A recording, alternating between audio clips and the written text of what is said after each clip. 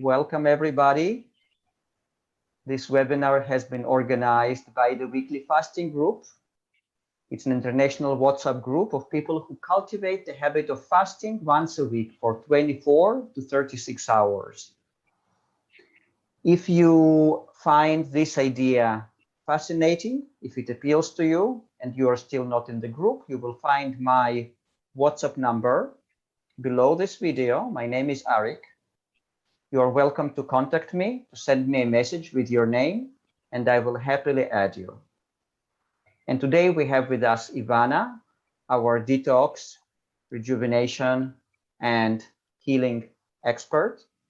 She's going to enlighten us on biofilm, radiation, detoxing heavy metals, and many other interesting things.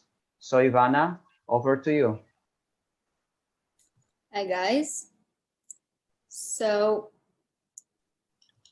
it's interesting how this webinar came together, because when Arik first asked me to come up and do it about a month ago, I had no idea what I was going to talk about today. When I show up for these interactions with you, what's most important is that I am inspired by the subject matter and that it is interesting and exciting to me. Now, I know that this may sound sort of selfish, but if I am not excited, then you are not getting the best of me. So at the time when Arik contacted me, I had been working with emotional and behavioral stuff. And so I floated that idea as the mental health lab. But I always trust my gut, and I trust in the perfect synchronicity that comes from being in alignment with my core self. So still having 4 weeks before this set webinar date, I really wasn't fully committed to the mental health topic. But at the same time, I wasn't going to force anything or sort of push myself to come up with a better and more interesting idea. And so I told Arik that if some other topic inspires me by the time this webinar rolls around, then I would let him know. And so I just went about my business. And a part of that business was a parasite and heavy metal detox. I had been refining the parasite protocol that I had put together, an extension of which is, of course, the metal detox. What got me thinking about heavy metals to begin with is that having done iridology for a few years now, I noticed that some people, myself included, have low blood cholesterol, yet they present with either the cholesterol or the sodium ring in the brain area, and sometimes with both. This, of course, got me thinking about what is really going on here. The intuitive download I got was that this is a matter of heavy metal deposits in the head. At the time, I was also experiencing problems with my ears again, which is something that I've dealt with consistently since early childhood in the form of horrendous chronic ear infections. And to this day, as I go through detox, I will experience a range of symptoms with my ears that sort of come and go. And so this confluence of facts made me curious as to how heavy metals might affect my ears, and specifically which metals would be at play here. I intuitively felt that there was a connection between the cholesterol ring, the heavy metal toxicity, the hard, swollen lymph nodes, and the ear infections. I just needed to do some more research and collect data to sort of connect the dots and understand the mechanism behind this phenomenon. So I started looking into the affinity that certain metals have for specific tissues, which in my case is the ears and the head. What I found is that the ears can in fact accumulate a variety of metals, including lead, manganese, cobalt, and cadmium. And of course, it's common knowledge that aluminum and mercury love the brain. So about 3 weeks ago, I decided to go on a heavy metal cleanse with a cilantro and chlorella based tincture together with EDTA cream. Now, I can't say that it's been a fun ride, but it has definitely been enlightening. When it comes to the EDTA cream, it's recommended that it's applied to thin-skinned areas that don't have much fat. So I figured since I was trying to get heavy metals out of my head, I would put this cream onto my neck and face. And I made sure to massage it into my lymph nodes as well. Well, what do you know? My face got so swollen that I looked deformed. My lymph nodes all around my ears, front and back, blew up and got really red and hot to the touch. And the nodes behind my ears felt as big and as hard as frozen peas. Until now, I didn't know that it was possible to have 5 different types of pain simultaneously in the same area. But apparently it's a thing. Number 1 was the constant throbbing inside my ears and the lymph nodes. The second was in my outer ear, and I'm talking about the shell, which was so swollen and painful that I couldn't even touch it. And this is something that I had never experienced before, because it hurt as if I had sustained heavy physical trauma to the ears.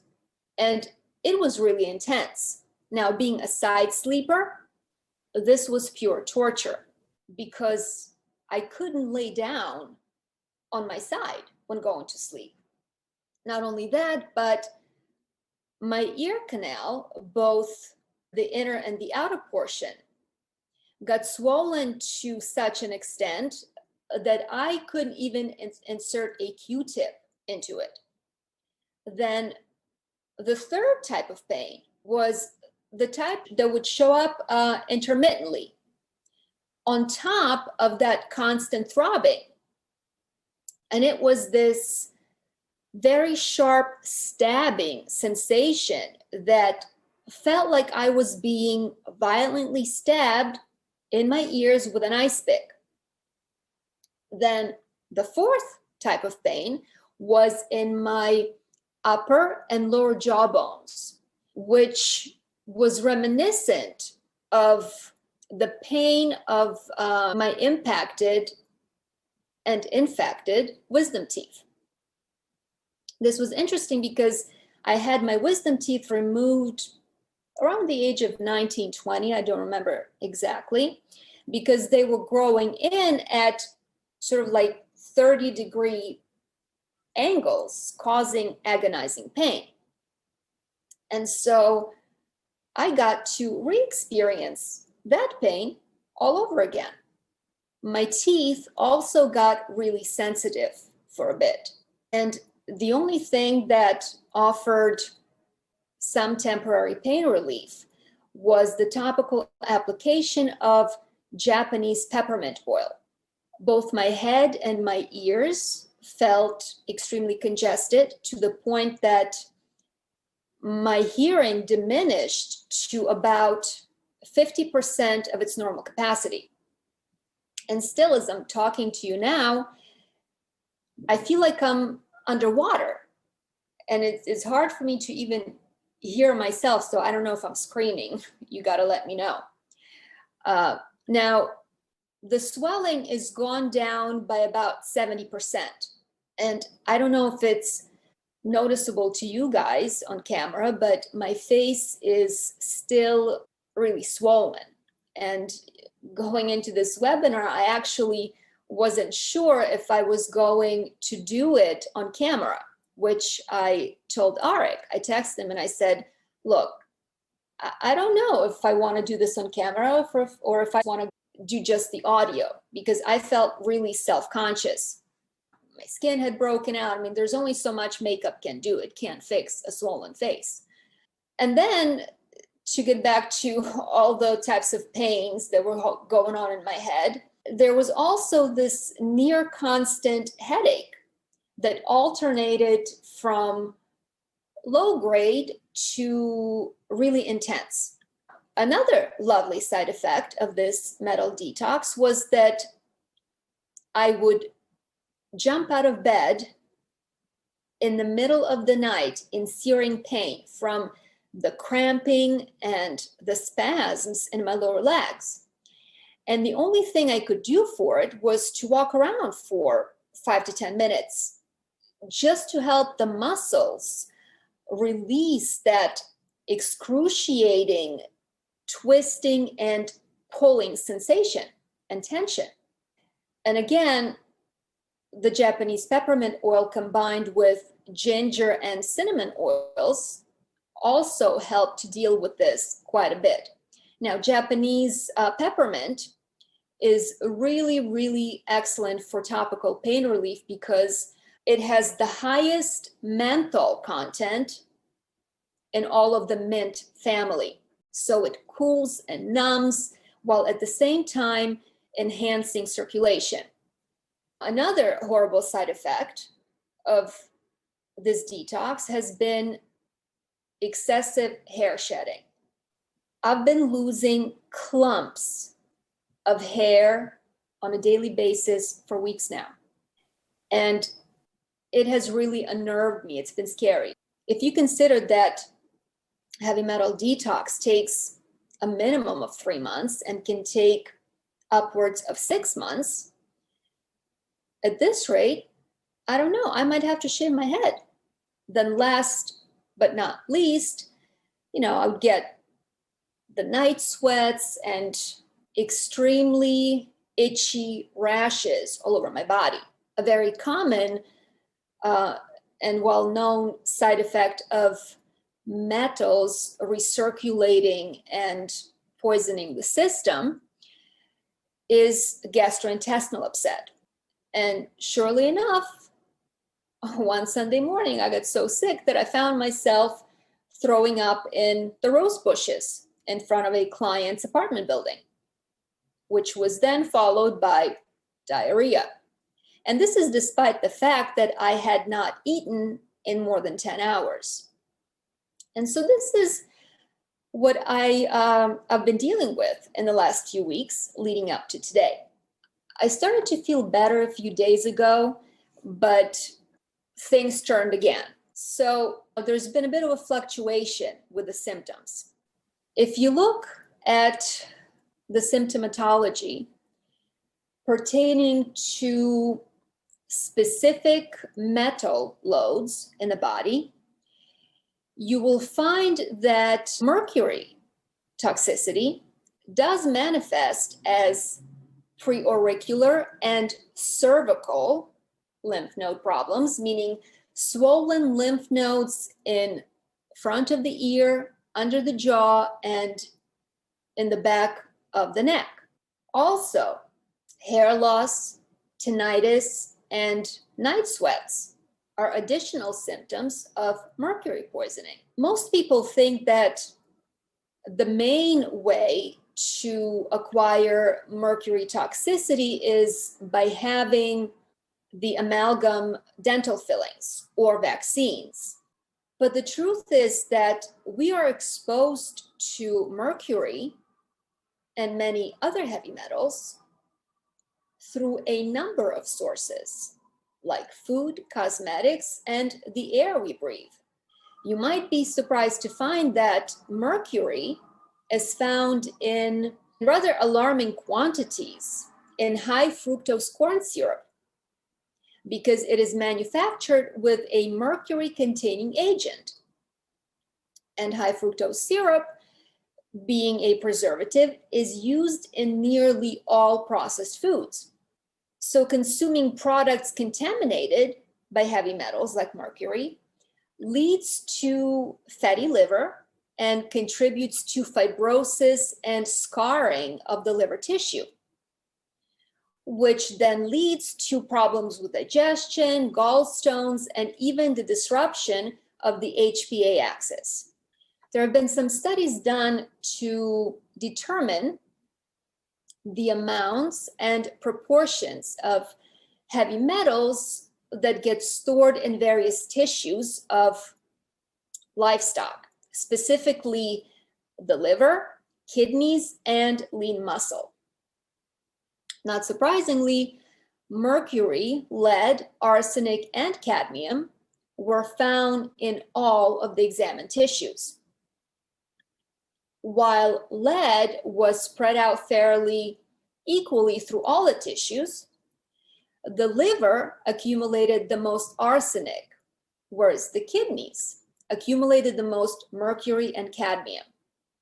So the lesson here isn't just that our organs accumulate heavy metals, but also that if you consume commercial animal meats, you are automatically exposing yourself to toxic metals. So it's not just fish in your diet that you have to worry about. Arsenic accumulates in the liver, spleen, kidneys, lungs, and the GI tract. But it also leaves residues in the skin, hair, and nails. Arsenic poisoning can cause nausea, vomiting, and watery diarrhea.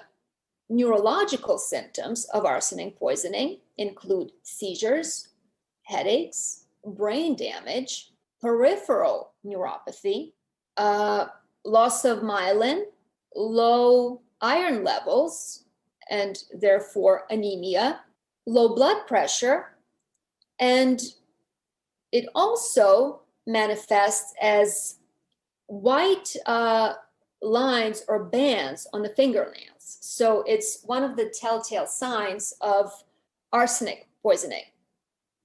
Now, the main source of arsenic is drinking water, especially if you are drinking water from wells, which is how I grew up.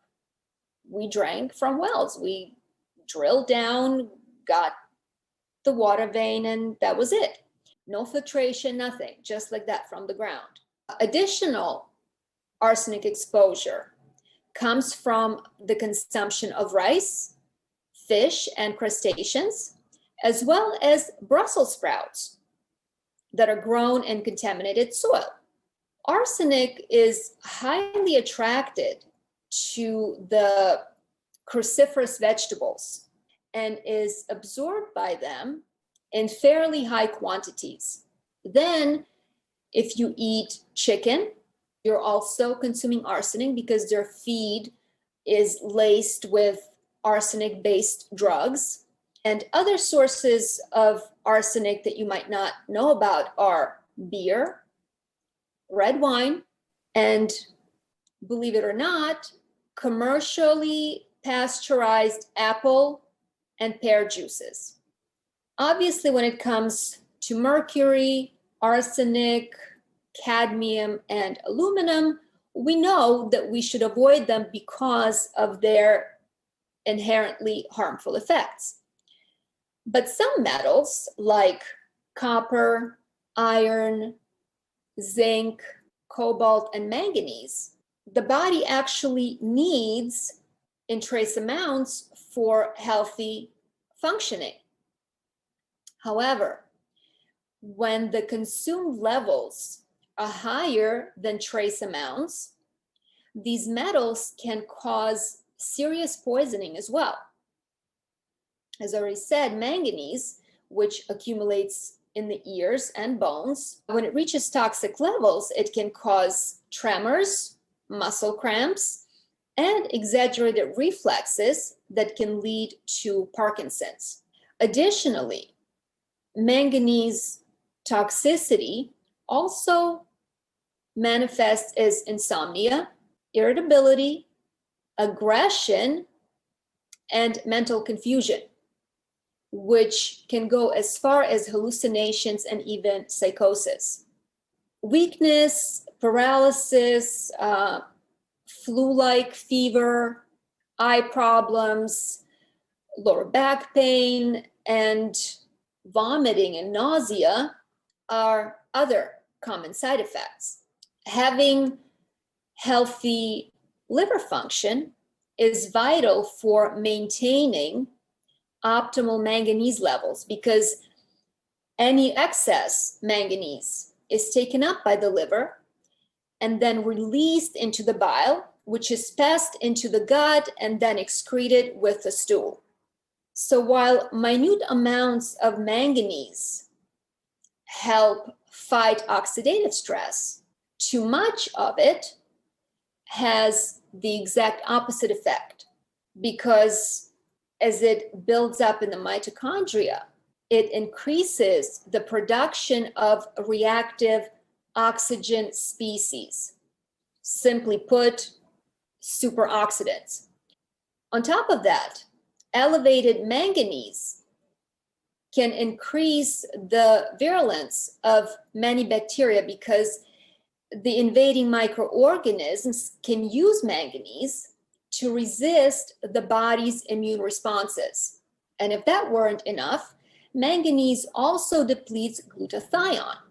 It is neurotoxic and can cause developmental problems in children, with long-term exposure resulting in brain damage. And it has also been linked to ADHD, Alzheimer's, ALS, cancer, asthma, heart damage, and prion disease. As I was going through this experience, I was sort of checking off boxes with respect to the types of metals I was mobilizing and excreting based on my symptoms. So mercury, check. Manganese, definitely check. Arsenic, check. And a possible check on lead, which happens to cause hearing loss, headaches, vomiting, and nausea, among other things. Another dangerous metal that I want to spotlight is not as commonly known. It's called thallium. And even though we don't talk about it much, it is arguably the most toxic among the heavy metals, because unlike any other metal, it's able to enter the cell directly by displacing potassium due to their similar molecular structure. And when it gets into the cell, it damages the mitochondria, resulting in cell death. It's also known to cause alopecia. So I'm making possible connections here to hair loss. Thallium can be found in cigarettes and drugs like cocaine and heroin. And it has also been used in rat poison, and back in the day in the treatment of syphilis. What's important to know is that this very destructive poison is present in the contrasting dye that's used for MRIs. You may or may have not heard many horror stories of people suffering just terrible, terrible, irreversible effects as a result of being poisoned by the contrast dye.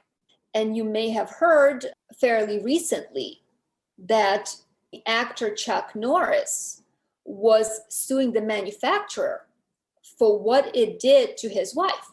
According to her, it had severely affected her cognitive function, especially her memory and her ability to speak and articulate. And it also caused her serious muscle wasting. Thallium is normally obtained as a byproduct of sulfuric acid production, as well as the refining of zinc, lead, and copper. This is important because this means that some of these minerals, when taken in a supplement form, can be contaminated with thallium. It used to be that outside of MRI contrast, the most common way that someone might get exposed to it would be in industrial production of electronic devices and glass. But recently, more and more people are getting it into their system because, and listen to this, it has been found in cruciferous vegetables like kelp and spinach. You see, thallium gets into the soil and water supply as a result of fracking. So this contamination becomes more common and pervasive due to these unethical, in my view, industrial practices. It appears that cruciferous vegetables in general show a higher affinity for heavy metal absorption, as is the case with arsenic, which I already mentioned. And I believe that the reason for this is that they are high in sulfur. Sulfur is known for its propensity to bind to heavy metals, and it has been used as a chelating agent to decontaminate water ponds and reservoirs. And this is what makes people think that ingesting sulfur is good for detox. Well, not so fast, because we are not ponds or reservoirs where you can manually remove and filter the sulfur out. So it does not work in the same way in the physical body. What we see instead is that sulfur, when ingested, and especially when taken into the body through antibiotics and other sulfur drugs, it adheres to the intestinal wall. And being extremely sticky, it then becomes exceedingly difficult to remove, especially if you then continue to ingest more sulfur on top of it, because by their nature, sulfur molecules bind to other sulfur molecules. So in this way, you're just compounding and increasing the existing sulfur toxicity. And then on top of it, any heavy metals bind to the sulfur that's already stuck to your intestinal wall like cement, ensuring that they aren't going anywhere either. So as you can see, this creates a bit of a problem. Now, I just want to run through the other common metal contaminants and their effects just to give you the full picture. Aluminum likes to embed in bone and muscles, resulting in weakening and deformation of bone structure, speech problems, anemia, digestive issues, liver and kidney impairment can result from toxic aluminum overload. Other symptoms include seizures and a compromised nervous system, causing difficulty with voluntary and involuntary actions. Also, autism and Alzheimer's have been linked to aluminum toxicity. And finally, we have cadmium. Now, cadmium results from burning fossil fuels like coal and oil, as well as incineration of municipal waste like plastics and batteries. It's also present in notable quantities in cigarettes. Now, in China, which is the largest producer of rice in the world, cadmium from mining operations is released into the rivers, whose water is then used in rice farming. And so if you're eating rice that comes from China, you're ingesting cadmium. Cadmium is a reproductive disruptor that also causes kidney stones. It disables kidney filtration and increases kidney stone formation. Other negative side effects involve the liver, lungs, bones, blood, as well as the immune and the nervous system. And these organs and systems can actually develop into cancerous conditions. There can also be irreversible loss of smell, as well as lung damage and bone fractures, accompanied with acute joint and spinal pains. Since one of the questions that were submitted earlier and forwarded to me by Arik was in regards to ADHD, I want to emphasize that mercury, arsenic, lead, manganese, and cadmium are all implicated in ADHD, and this includes also autism and other neurologically driven behavioral disorders. Lead poisoning in particular unbalances the GABA, which is the neurotransmitter that helps us control persistent obsessive thoughts that are sort of going round and round in circles. GABA deficiency contributes to anxiety and makes children really hyper. Now, when scientists investigating the heavy metal links to autism went looking for metals in the brain, they didn't see them deposited into tissues, but rather in the substances known as biofilms. Biofilms are basically like cities of pathogenic microorganisms encased in a slimy, mucus-like biological matrix that's made up of sugar polymers, minerals, lipids, and heavy metals.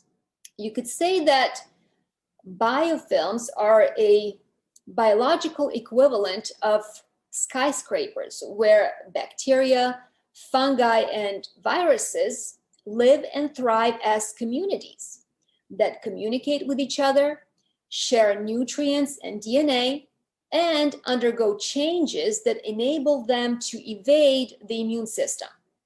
It's important to reiterate that pathogens use sugars, lipids, and minerals like calcium, magnesium, phosphorus, zinc, and iron, together with heavy metals, to strengthen and fortify the matrix within which they aggregate. And this is where I want to circle back around to the sodium/cholesterol ring that we see in the irids of people with low systemic cholesterol levels. And sometimes we see the sodium ring or cholesterol ring alone, and sometimes they appear together. The sodium ring is believed to be the first stage of acidosis that later develops into the cholesterol ring. This iridology sign is associated with excess inorganic sodium, as well as with cholesterol deposits mixed together with calcium and other unutilized minerals out of solution. My theory is that the reason for this is that wherever you have heavy metals and lots of stagnant toxic lymph, pathogenic organisms set up camp and they take up residence because they're not that picky and they will aggregate wherever the conditions can support their existence.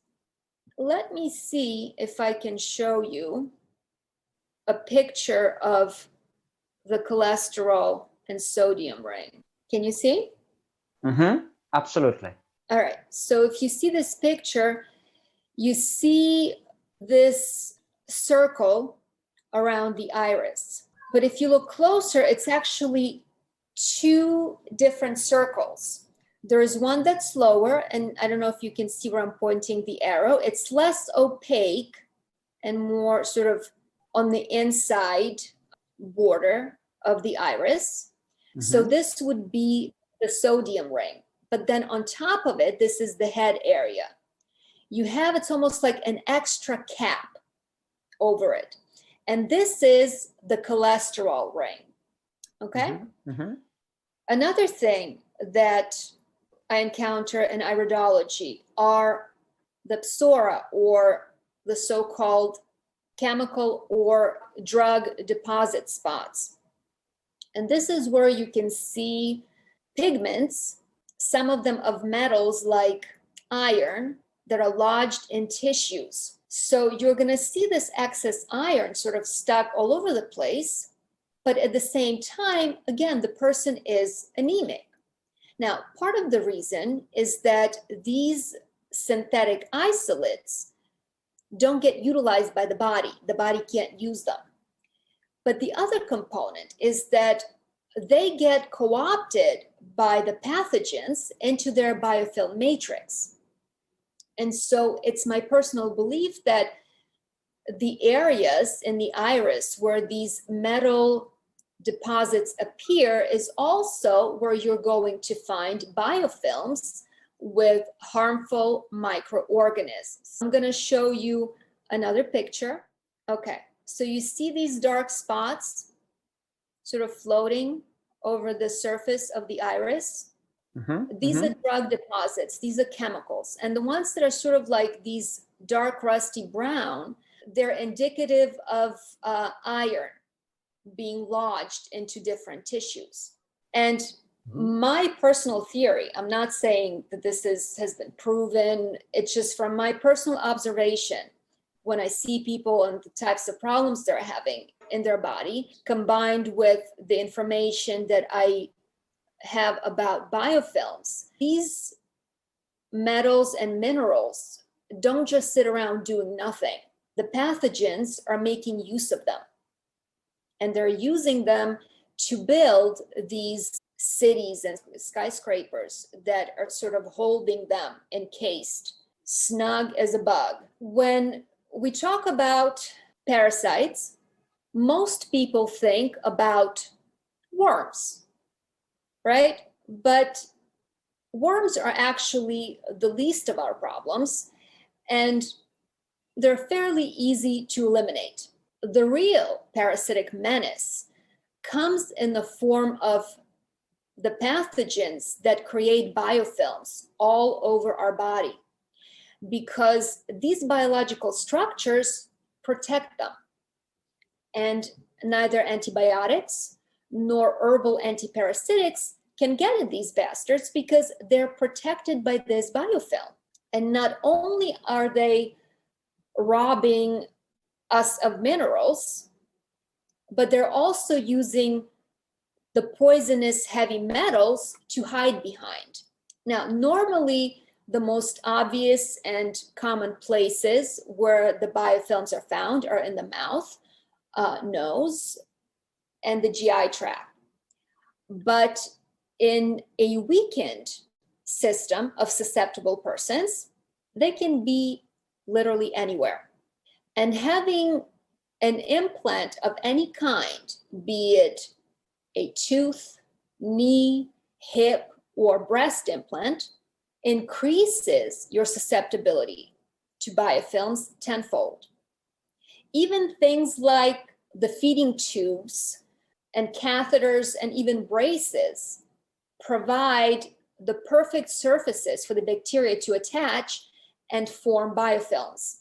Lyme, lupus, strep throat, acne, rosacea, dandruff, the so-called chicken skin, dental plaque, and the coating on the tongue, cellulitis, thrush, IBS, and sinusitis are all examples of biofilms.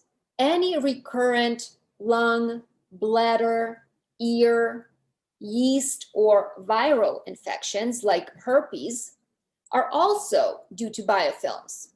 The majority of time, the microorganisms that are encased in biofilms act at a diminished capacity, almost as if they're in hibernation. This is when they have reduced metabolism, which keeps their need for oxygen as well as their nutritional needs very low. And especially for those biofilms that are enclosed in cysts. And conveniently, this also helps them to avoid detection by the immune system or being snuffed out by antibiotics. And during those times of low activity, the infections are asymptomatic. But when the body becomes more acidic, allowing these bugs to proliferate at an accelerated rate, or when we go into detox and start busting the biofilms, all of a sudden we get a cold or flu, or our cold sores reappear. So when strep throat, pneumonia, or a UTI are treated medically and the symptoms go away, we didn't actually eradicate the infection. All we did was force the microbes deeper into the biofilm to hide and hibernate in order to avoid antibiotics and herbs. Unfortunately, biofilms are difficult to detect and diagnose using the currently available tests, because since the bacteria are tucked away in this polysaccharide matrix, stool samples and swabs for cultures will come back negative unless there is an active infection with pus. Having adapted to lower nutrient requirements, the bacteria and biofilms don't give off the reading of live active bacteria, which helps them stay under the radar. And when it comes to testing for biofilms in the GI tract, the main challenge is that it's a large area. Our intestines are about 25 feet long. And so first you would have to know exactly where in the intestines to look, because biofilms can be present in select localized pockets rather than all throughout. And then the second problem is that this type of procedure, by definition, would be quite invasive. You'd have to have an endoscope, go all the way in, find it, extract it, so quite involved. Dr. Peter Cohen, who is a pioneer in treating autism through biomedical and nutritional approach, found evidence of biofilms in autistic persons. She discovered that going after the biofilms and disrupting their matrix causes a huge offload of heavy metals in the urine and stool. This means that the metal deposits, not just in the brain, but also in the biofilms that are located in the GI tract, equally contribute to autism. And this, of course, only confirms what iridologists have known for a couple of hundred years, which is that the gut and the brain are intimately connected, and that the pollution of the gut will automatically affect the toxicity and therefore function of the brain.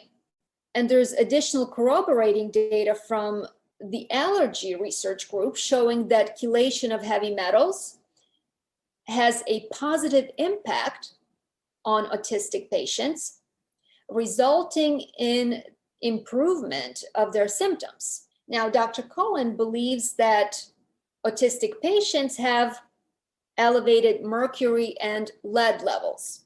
And since bacteria are not picky about the minerals they use to construct their biofilms, they effectively lock these minerals into the body by incorporating them into their matrix.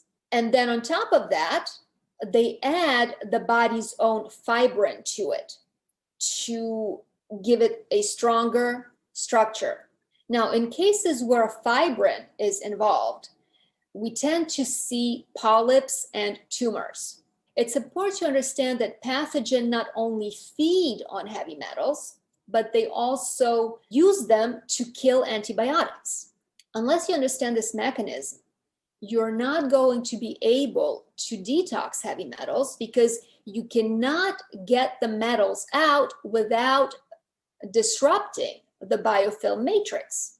So let's look at the toxic relationship between the heavy metals and the bacteria and biofilms. In a healthy body, under normal conditions, most pathogens that we come in contact with on a daily basis don't make it past our primary immune defenses. But when the system is overloaded with toxins due to poor elimination, our resistance to harmful invaders is significantly reduced. Heavy metals are especially hindering to the immune system because they drive antibiotic resistance. And one way they do this is by causing mitochondrial dysfunction, thus robbing the cells of the energy needed to fight off pathogens, which of course promotes opportunistic infections. What's interesting is that on the flip side, the presence of antibiotics greatly reduces the removal of heavy metals from the body. Heavy metals also support the proliferation and replication of viral DNA, and they also suppress immune cell activity. For instance, heavy metals inhibit macrophages, which are our cannibal cells that are found in the lymph nodes that eat up viruses, bacteria, fungi, and other parasites. Metals also block the activity of our natural killer cells, whose job it is to target and destroy viruses. According to the founder of the Klinghardt Institute, Dr. Dietrich Klinghardt, molds and yeasts are especially problematic because they use heavy metals to protect themselves from the white blood cells called neutrophils, which are the body's first line of defense against pathogens. In a healthy body, these white blood cells attack microbial invaders by engulfing them and dousing them with antimicrobial substances. And they do this by forming a type of an envelope or a trap that allows them to isolate the pathogen, thus minimizing any potential damage to the host cell. However, it's been observed that neutrophils are killed by mercury, while molds are not. Mold infestation also makes us more sensitive to EMFs, or electromagnetic frequencies.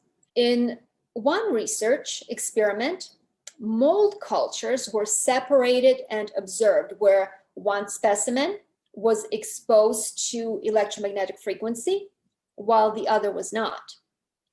It was found that the exposed specimen produced 600 times more harmful biotoxins and was able to multiply dozens of times faster than the unexposed specimen. Some scientists theorize that it's possible that EMFs in of themselves are not necessarily harmful to the cells, but they may impact the microbes within us in a way that results in greater levels of bio and mycotoxins. It has long been established that electromagnetic fields, even of minimal intensity, alter and modify the human microbiome. This, of course, is a big deal considering that our microbiome is involved in the development and function of all our organs and system, most important of which is the immune system. I don't know if you know this, but for every human cell that makes up our body, there are at least 10 cells of various microorganisms that are hitching a ride. This means that in its totality, our body is actually more bacteria than human. Such alteration of the microbiota is one of the mechanisms through which EMFs affect the function of our bodies. EMFs suppress immunity, and they also have been shown to promote growth and pathogenicity of Borrelia and Epstein-Barr virus. And for those of you who are not familiar, Borrelia is a Lyme-borne co-infection. Additionally, low-intensity microwave radiation was shown to induce oxidative stress, as well as inflammatory response and DNA damage in rat brains. There are at least 23 separate studies which show that electromagnetic radiation affects the voltage-gated calcium channels, causing the release of peroxynitride. Now, peroxynitride is the so-called superoxidant which induces cell death, and it has been implicated as a causative factor in ALS, Parkinson's, Alzheimer's, MS, strokes, chronic heart failure, as well as the colorectal and breast cancers. And peroxynitride triggers cell death by, once again, damaging the mitochondria. Then you have the Wi-Fi, which at this point is everywhere. You can't avoid it. And Wi-Fi has been shown to dramatically reduce glutathione levels. And since glutathione is one of the most important intracellular detox agents, it means that Wi-Fi exposure, by extension, decreases our ability to detox. There's also documented evidence of increased incidence of cancers in individuals who live near cell phone towers. In chronic diseases that are characterized by high levels of endotoxins, like Lyme disease or mold exposure or Epstein-Barr virus, Wi-Fi and cell phone use has been shown to massively exacerbate the virulence of these pathogens by opening up the brain-blood barrier. Additionally, the effects of mobile phone exposure on the cerebellum, hippocampus, and the frontal lobe have been studied, and the results showed that radiation alters the expression of as many as 143 proteins in all of these brain areas. And these changes are related to brain plasticity, oxidative stress, nervous system function, and apoptosis, which is also known as cell death. And these effects can manifest as headaches, sleep disturbances, fatigue, memory loss, and even tumor growth. There's also data suggesting that cell phone radiation is especially damaging to the developing brains of children. Exposure to cell phones in the womb and to a lesser extent postnatally has been linked to behavioral and emotional problems along with hyperactivity. It's important to know that this is much less of an issue for adults with fully developed nervous system, but in infants, cell phone radiation has been shown to delay and disrupt brain recalibration. And the more radiation the mother is exposed to during pregnancy, the more neurologically impaired the child is going to be. And this neurological development can be further compromised if the child continues to be exposed to the microwaves and EMFs in the home. In order to minimize this exposure, it's recommended that you switch off all fuses at night. Also understand that your Wi-Fi router is basically a cell phone tower, as is the cordless phone. So you must remove all electronics from the bedroom. You can also use radio protective clothing or Faraday cage type bed canopies that you can put over your bed to deflect radiation. And it's also important to detoxify heavy metals. EMFs reduce our ability to detox heavy metals. So it's not surprising that studies show that eliminating electromagnetic radiation dramatically increases elimination of heavy metals.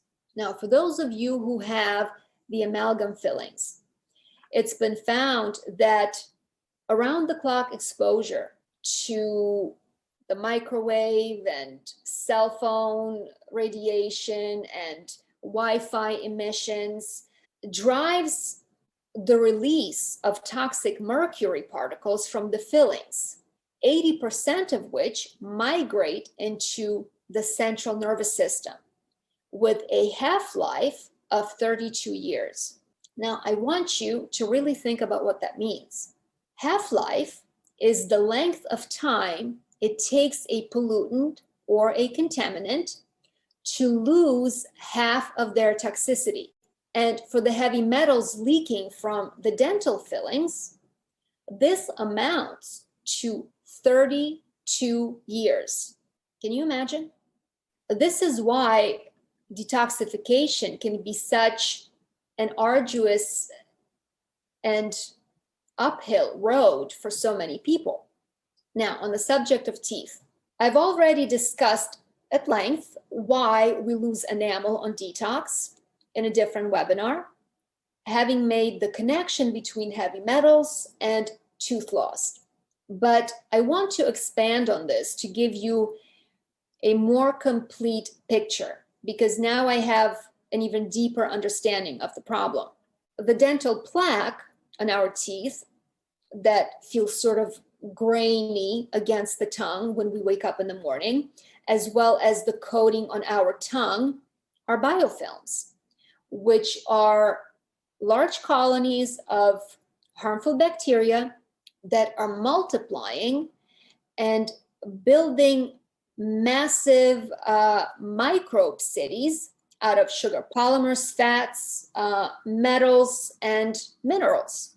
When we start detoxing, we mobilize toxins that had been to a great degree inert due to lymphatic stagnation, which had kept everything sort of agglomerated and stuck together. But when things start to break loose, including the heavy metals that are embedded in our tooth structure, and our elimination is inefficient or worse, not existent because our kidneys are not filtering, then the pathogens seize those metals, which allows them to grow exponentially.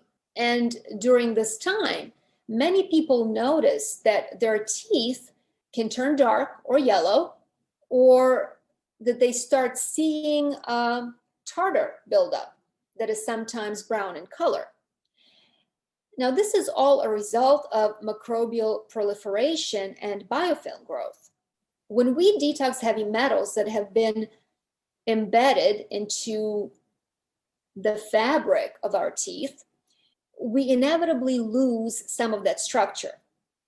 But the problem is worsened because in addition to appropriating heavy metals, the pathogenic cultures that invade our oral cavity also steal our minerals, which is another reason we lose enamel.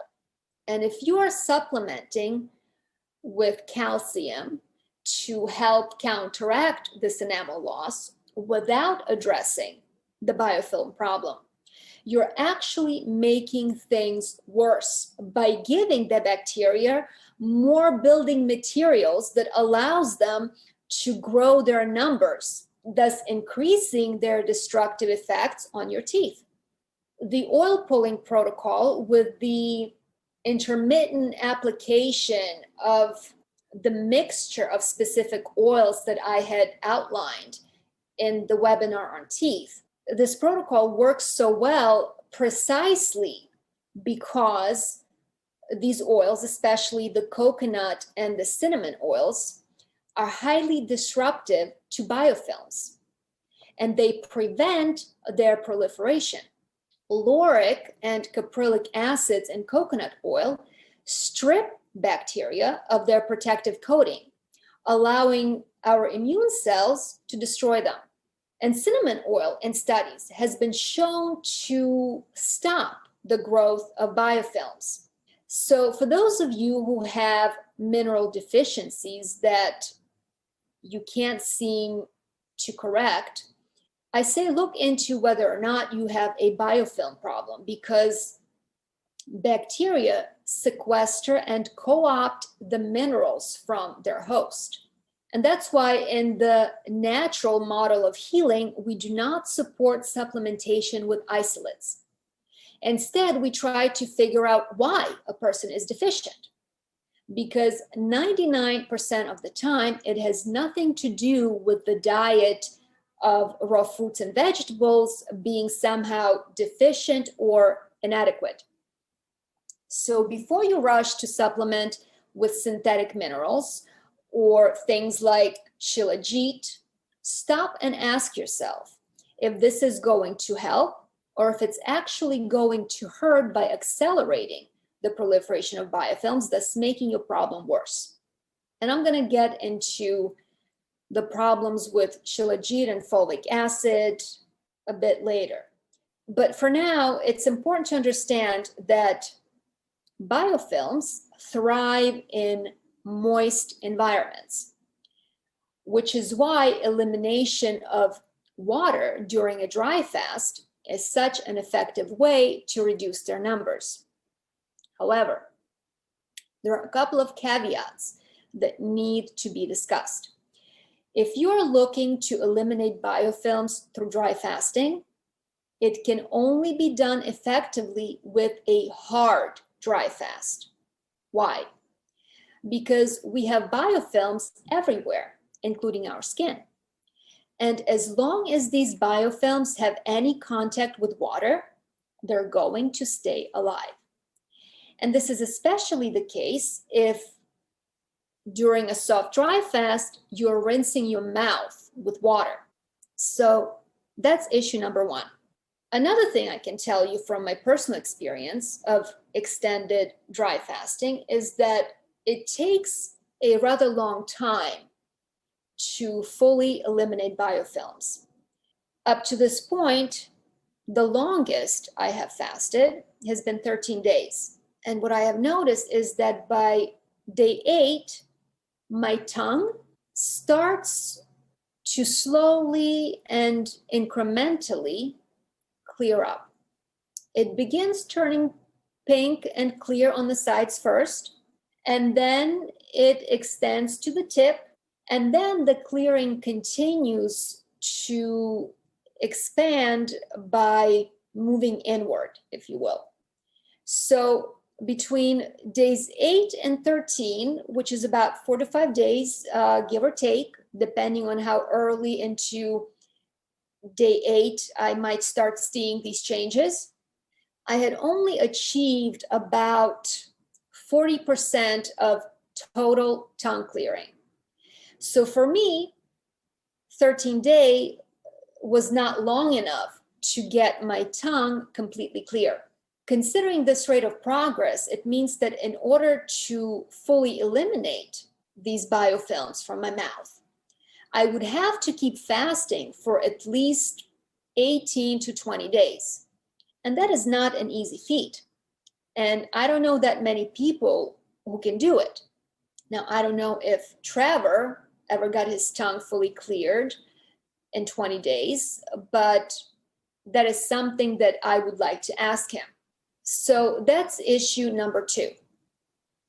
Another thing working against you is that while you may very well considerably chip away at the biofilms through dry fasting, if they're not completely eliminated, given the right conditions, they can regenerate, rebound, and grow back super fast. This means that you would have to do multiple long stints of dry fasting while also actively going after the biofilms in between the fasts. Another thing I want to mention here, just to drive home the point about supplementation and how it's not what helps you rebuild your teeth, is that during a dry fast, and I only do hard dry fasting where I have zero contact with water. I leave my mouth completely alone. I don't touch water, nothing. At the end of a long dry fast, I regrow enamel. When I finally brush my teeth after I break my fast, my teeth look snow white. They look thicker and they look stronger. So I'm not regenerating my teeth because I'm taking in calcium or some other mineral. In fact, I'm consuming nothing at all, zero nutrition of any kind. And yet I'm rebuilding my teeth. How can this be? The only reason that this is possible is that dry fasting disrupts the biofilms. It stops bacteria cold in its tracks, it kills them, it deactivates them. And during the time, then the body is able to rebuild. And you do not need any additional minerals. And what this tells me is that this loss of enamel is first and foremost driven by the biofilms. Now, how do we tackle heavy metals? In order to be able to remove and detox heavy metals out of your system, you have to go after the biofilms that are keeping these metals locked in. And this is done with systemic enzymes and herbs like boswellia, cistus incanus, and Japanese knotweed. I really, really, really, really love cistus incanus. This is an herb that grows in Europe. So if you're in the United States, you have to have it shipped from Europe.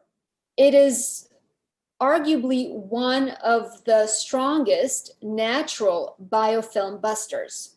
And it also is extremely effective at killing the coronavirus.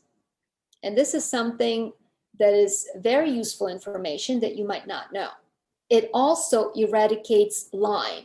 So you can just sip and drink your cistus tea, and it's going to help with the dental plaque, with the biofilms in your mouth. It's going to bust biofilms systemically, and it also kills viruses and Lyme co-infections. Japanese knotweed is another excellent herb because it is really effective against the bacteria and the biofilms that create dental plaque and acne. once you go after the biofilms, then the next thing you must do is go after the pathogens and the metals with antiparasitics and chelating herbs and compounds. Things like EDTA not only bind to heavy metals, but they also bind to other minerals in the body. So if you're using EDTA for chelation, you have to be aware that you can have a depletion of minerals, in which case I do recommend adding a bone and connective tissue formula by Cellular Botanicals. And EDTA is best delivered through the skin, even though there are supplements that you can ingest, like capsules. But digestion is not an efficient way to absorb EDTA. So you can get a cream like this. It's called Detoxa Cream. Can you see it? Yes, Ivana, we can see it. Perfect. And you apply it to the skin, and this is the cream that I had put on my neck and face and rubbed into my lymph nodes. And I definitely had a reaction. Now, as far as replenishing minerals, I want to caution people against things like shilajit and folic acid. Couple of reasons. When it comes to shilajit, it only comes from two places, Russia or China. The problem with this is that there is zero quality control. You have no idea what you're taking. You don't know where it's actually coming from. Another problem with taking just raw shilajit is that it's not standardized, which means that the amount of minerals that you take will vary, not just from batch to batch, but from dose to dose. And you have no idea how much of what minerals you're taking per serving. This means that you can actually overdose on metals such as zinc, copper, iron, and cobalt, and manganese, which can be extremely dangerous. Now, when it comes to folic acid, 80% of the stuff that is sold on the market is contaminated with heavy metals. 80% of the stuff that is sold on Amazon or wherever have you actually comes from coal mines. Again, you have no idea what you are taking. You can actually be creating a heavy metal toxicity by taking these things. Not only that, but I've said it before, fulvic acids are plant food. Fulvic acid is a fertilizer. It is not for human consumption. These are things that I do not support. Now, I actually bought shilajit. I was like, maybe I should do this, but I can't take it. My body has this reaction that is negative. It like repels me. So it just sits on my counter and I still have not taken it. I have a negative physical, emotional, energetic response to it. My body doesn't want it. So that's all I can tell you about that. I want to tell you a few things about the kinds of problems that can arise from overdosing on things that we are told are really good for us, like zinc, iron, copper, cobalt, and so forth. So let's start with zinc. Zinc, outside of acute poisoning symptoms, such as nausea, stomach, and intestinal disturbances, also causes anemia. It actually suppresses the absorption of iron and copper. Excess zinc also causes abnormally low levels of HDL, which is known to be the good cholesterol, while keeping LDL, or the bad cholesterol, levels high. It also is implicated in general liver dysfunction. People who get zinc poisoning may also lose the ability to taste or may experience distortions in taste. And lastly, elevated zinc levels lower white blood cell count, thus leading to frequent infections. Now, excess copper, disturbingly, causes psychological and neurological effects like the racing mind, panic attacks, depression, hair loss and hair graying, adrenal depletion, hypothyroidism, and problems with concentration and memory. And lastly, cobalt toxicity causes lack of appetite or anorexia, tinnitus, nerve damage, respiratory illnesses, also affects the thyroid and can cause goiter. And it also can cause damage to the heart and the kidneys. So again, I want to stress, more is not better when it comes to minerals. You have to be careful here. Now, and the final step is reducing EMFs. There are some minerals and substances that can help with this. One is shungite. And shungite is a mineral that, once again, is only found in Russia. It's believed to be at least 2 billion years old. And shungite has actually been shown to have protective properties against radiation.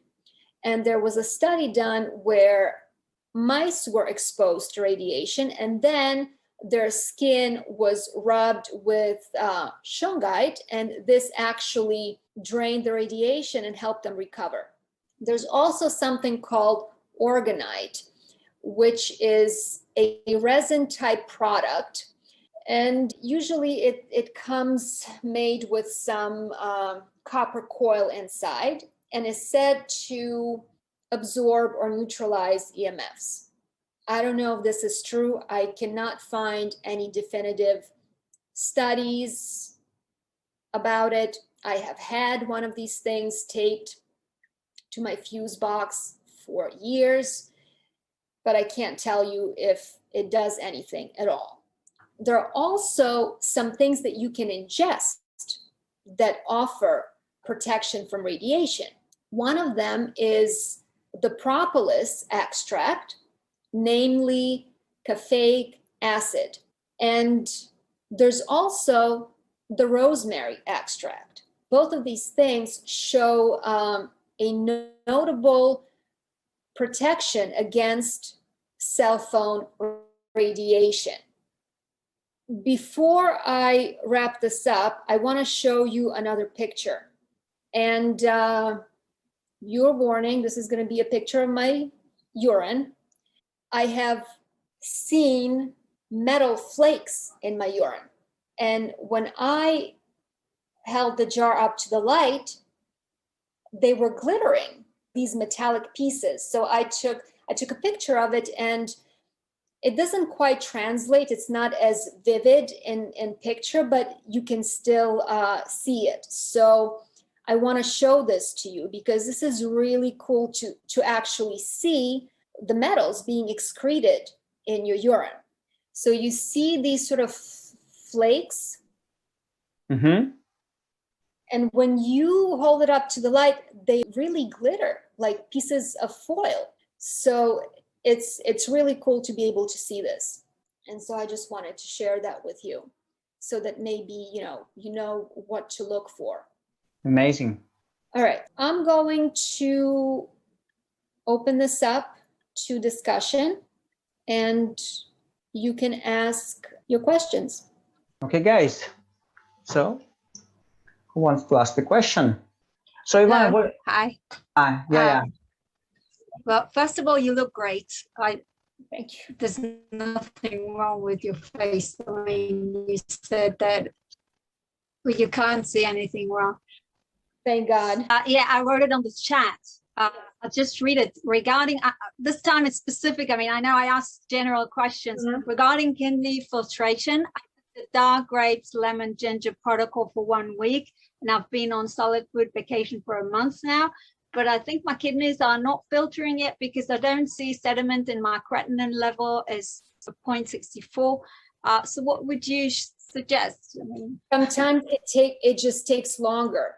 So when you say for a week, I didn't say that you are to be on this juice for a week to get filtration. No, the protocol that's involved with castor oil packs for the kidneys that are to be done at least for a week to get kidney filtration. But I know people that took more than a year to get their kidneys to filter. It depends on how badly compromised your kidneys are, kind of genetic weaknesses. Now, it's very difficult to get your kidneys to filter unless you have cleaned up your GI tract reasonably well enough. At least the left kidney is easier to get to work because our left kidney is plugged into the sigmoid colon, which is the lowest and final last part of the colon. So we have easier access to it with enemas and stuff like that. Because that toxicity that destroys kidney actually comes from that leakage that happens through the intestine via the lymphatic and nerve channels. And this is why you would see those lacuna or lesions in the iris. So the first 3 months going raw, I didn't filter at all. That's when I started dry fasting. And it wasn't right away after dry fasting. It took also a couple of months. And I was doing consistently 24 hours a week till I started to finally see a little bit. And you will need kidney herbs. Sometimes diet is not going to be enough, or it will take a very long time. It's going to be a slow road.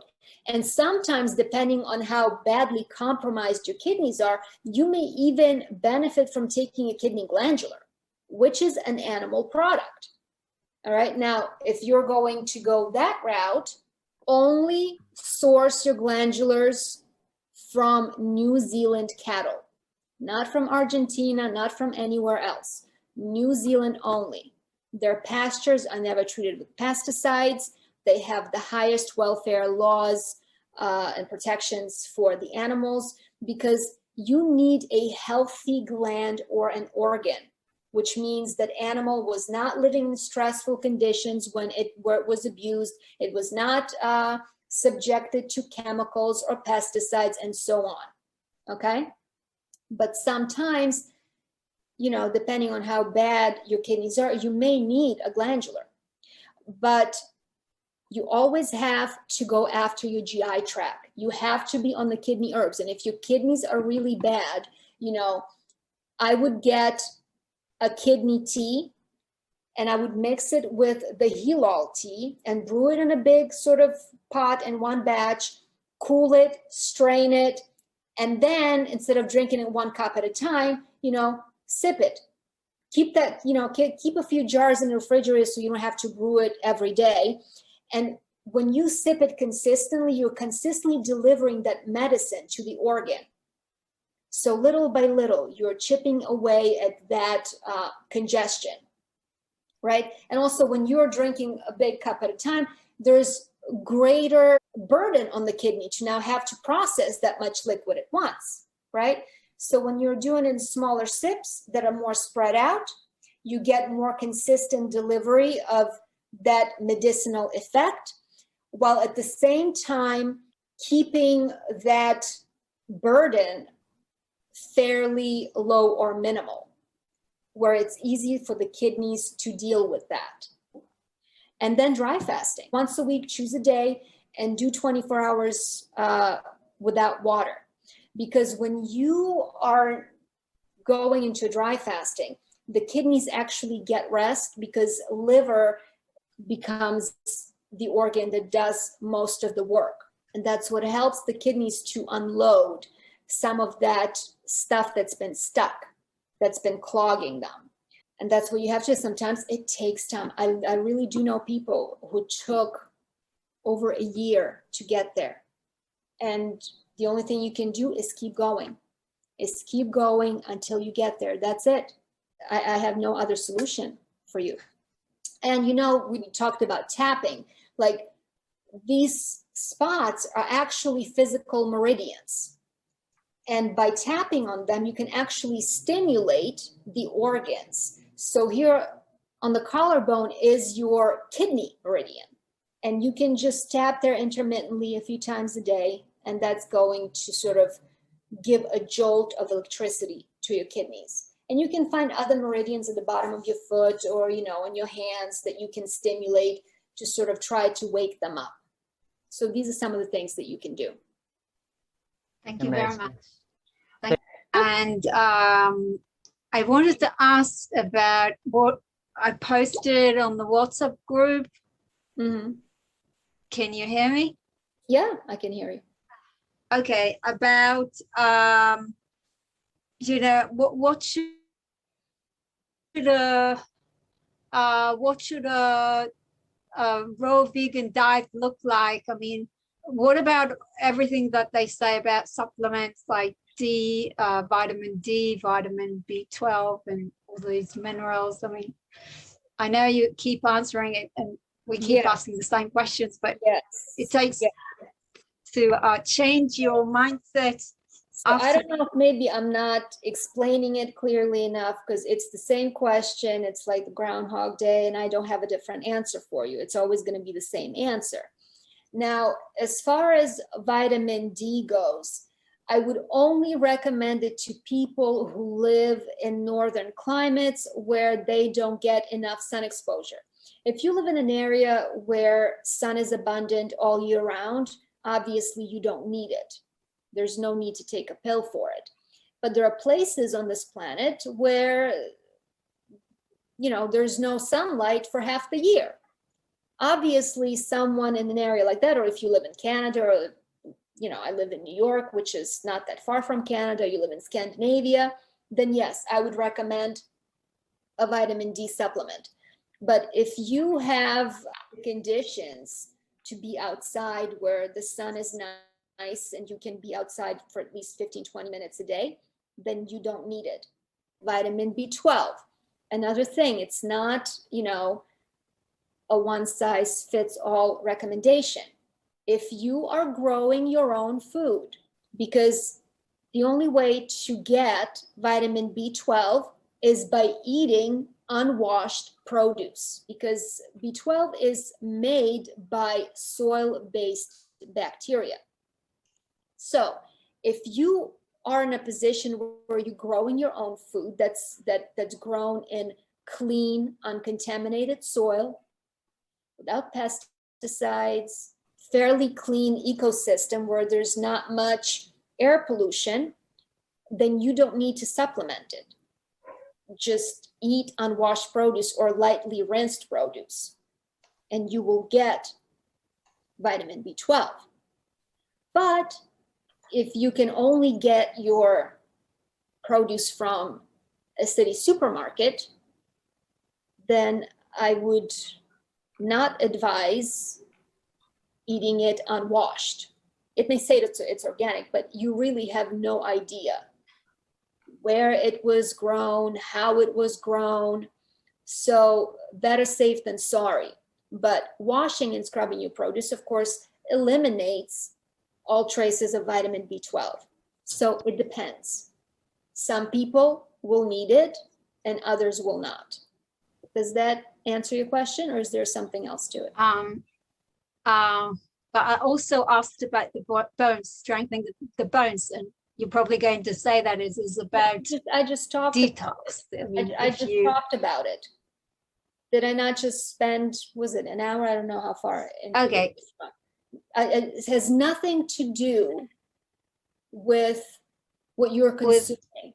I just told you, I would go on 13 days without food and water and rebuild my teeth. What does that tell you? It has nothing to do with supplementation. If you have Again, I talked about heavy metal toxicity. Things like aluminum will actually make you lose bone mass. The question you have to find the answer to, why are you deficient? Why do you have a bone weakness? Is this a metal toxicity? Is this a glandular problem where you don't make the hormones that are necessary for calcium utilization? What is it? Because like I said, ingesting all this extra calcium and these minerals can bite you in the ass, because they can drive the proliferation of biofilms that are highly destructive to the body, or they start being deposited in your vascular walls. There's been studies after study after study, and we're talking Harvard studies. We're not talking some rinky-dink anecdotes. We're talking multiple Harvard studies that show time after time after time, ingesting dairy causes osteoporosis. Supplementing with calcium causes osteoporosis. Thousands of women have been studied, and what they all come out with is that putting calcium in makes their bone loss worse. And I heard this in a presentation done by a conventional medical doctor. This wasn't a raw vegan guy. This wasn't even a vegetarian guy. This is a regular guy who treats diabetes. And he put up a presentation and he put up on the board all of these Harvard studies. And he goes, why doctors are participating in this insanity when they know that this does absolutely nothing to improve bone health. In fact, it makes things worse. Why do they keep doing this? And the answer is simple, because they do not have a better answer. So they have to do something. If you go to a doctor, you can't walk out of there with them and go, well, we don't know how to help you. You're on your own.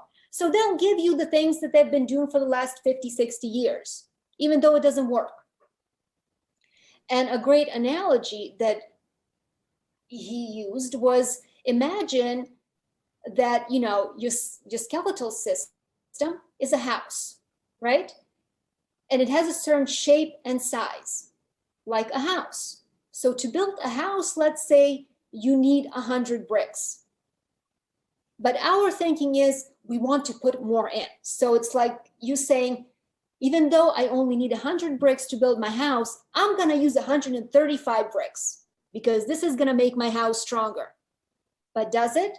Now what you have is a house with a bunch of bricks all over the place that are neither use nor ornament. You have bricks in your kitchen, on the floor in your living room that are doing nothing. Are they making your house strong? No, they're just creating obstructions in your body.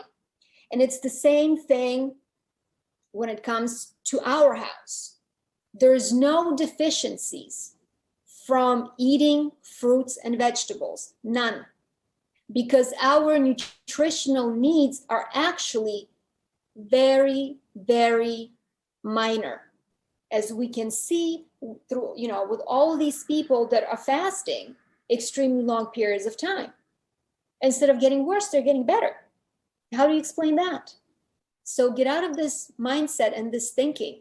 That's the problem. Not that you're not explaining it well, is that we were conditioned for so long. So it takes time to change. It's not about time, it's about experience. And for me, it was experiencing the regeneration to my teeth after a 13-day dry fast, where you have to go, well, gee, I have not consumed a single mineral, and yet I am growing my enamel back. How can this possibly be? Yeah, this right? is amazing. That's what actually gives you the knowing, not I think, I hope. No, I know.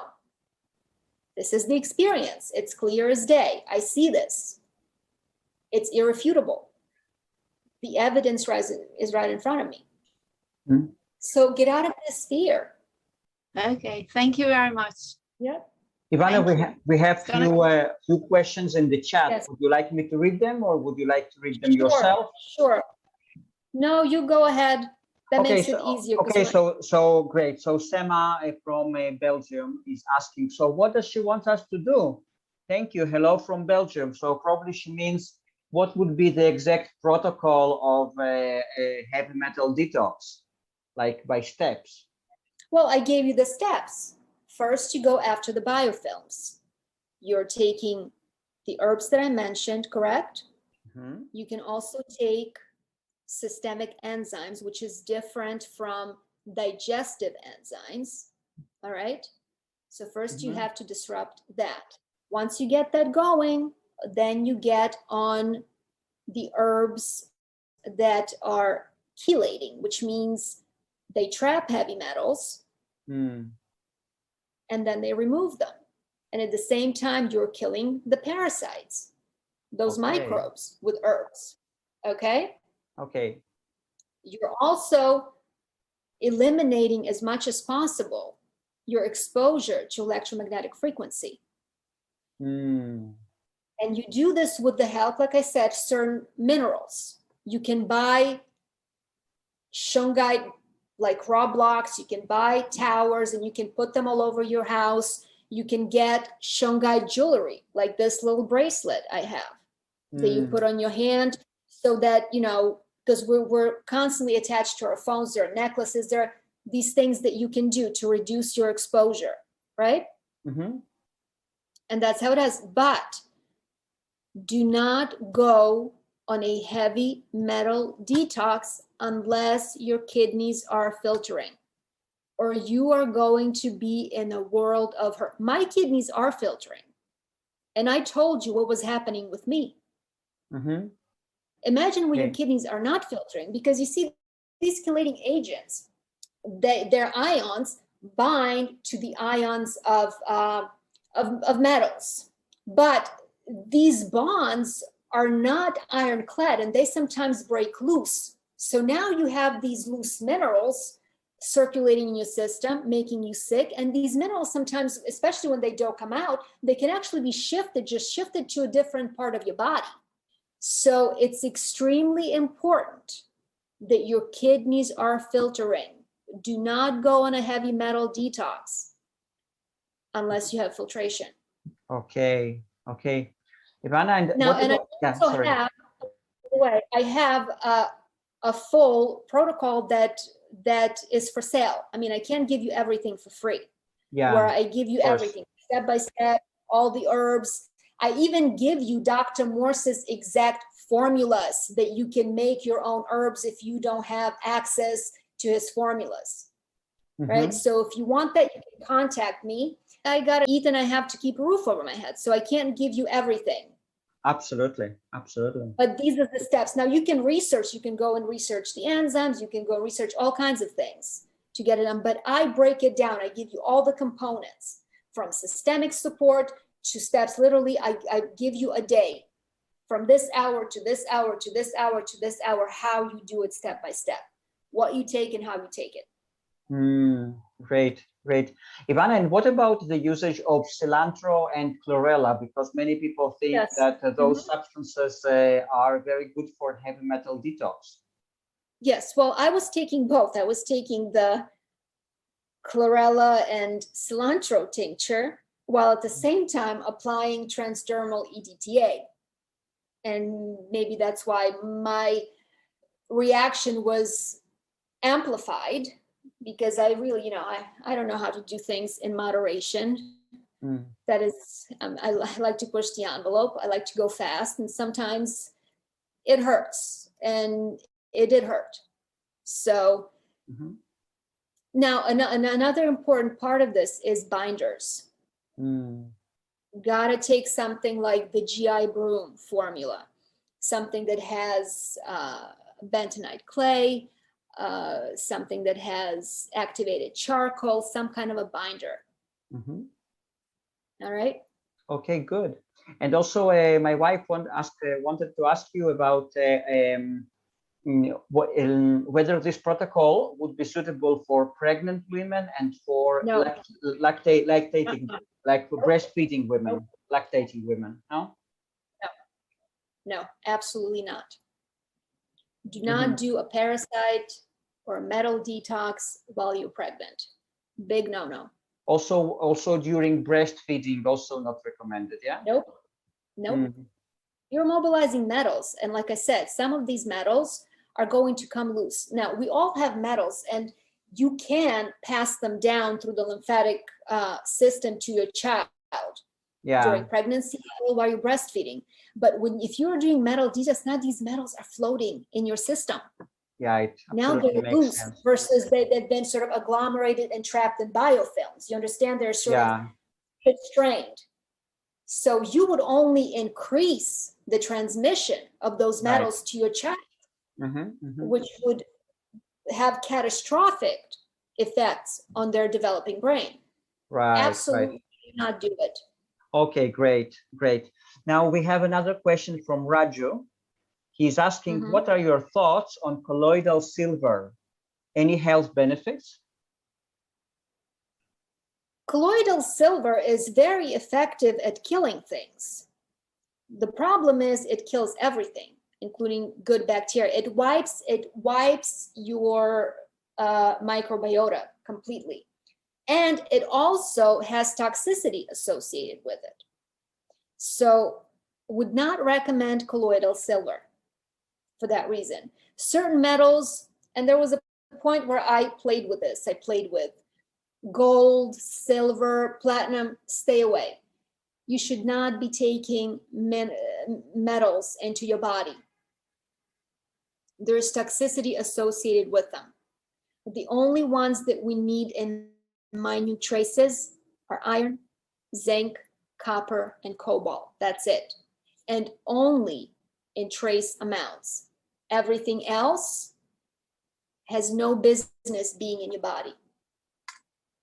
Great. Then, Ivana, there is another question from Pete. And he says, hi, Ivana, you recently mentioned a juice drink which contains 10 lemons, hand-sized ginger root, dark grapes, and honey, more for taste, diluted in 2 liters of water. Over what duration of time should you drink it, and what quantity of grapes, please? All right, let me see if I can explain it differently, because again, this thing has been, beaten to death over a number of webinars. Let's say per liter of grape juice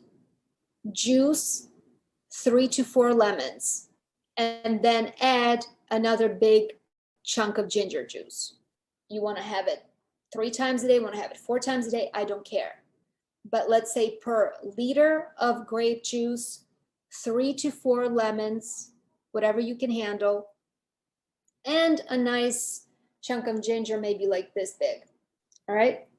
Now, the only reason dilution was even mentioned is that the way I explained it first was that you juice everything, a large quantity, then you split it in 3 portions, and then you might drink the lemon juice separately. Make it much easier for yourself. 3 to 4 lemons mixed with a liter of grape juice plus ginger. And then do it as many times as you want or can drink it. And I would not necessarily recommend honey, because it does feed yeast and fungus. Honey is a complex sugar, okay? It's not like fruit sugar.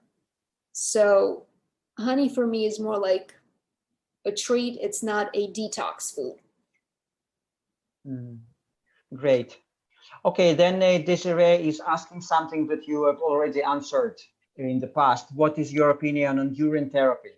So would you like to address it, or we just sent her to watch your last webinar? This is not for me. This is completely counterintuitive to me on every single level. Urine is a waste product. Just think about it. I just showed you urine that has metal floating in it.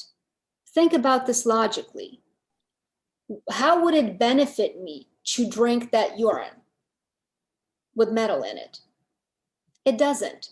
I just worked so hard and suffered so hard to try to get that garbage out of me. And what you're thinking is that drinking it in and putting that in somehow makes you healthy. It doesn't. That's the only answer I got. I am not into it. It's illogical to me. like I said, there are certain things that I respond to on an intuitive level, and I get a lot of downloads from my higher self. And a lot of those downloads you have seen bear out in these webinars. Like I got information about the teeth. That came from my higher self. And then I went and I started to research it. And lo and behold, I found all this information. But up until then, until I got a download, I didn't know where to look. So I have to rely on my inner source of guidance, which I then check and verify by looking at research, by looking at studies, by looking what other people have done and their experience. And I have not seen the benefit of urine drinking.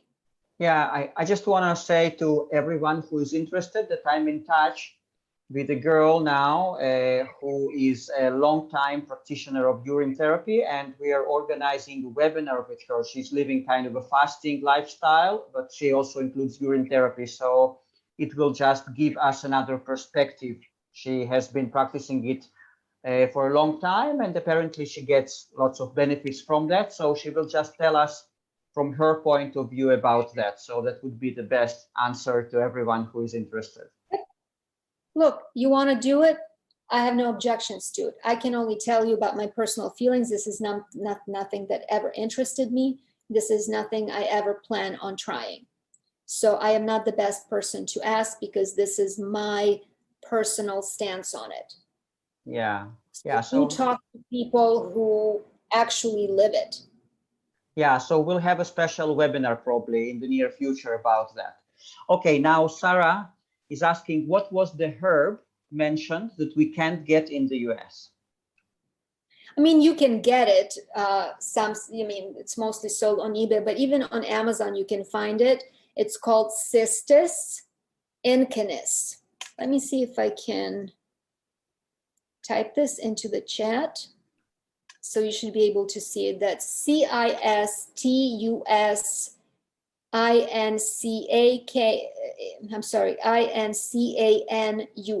Cistus incanis.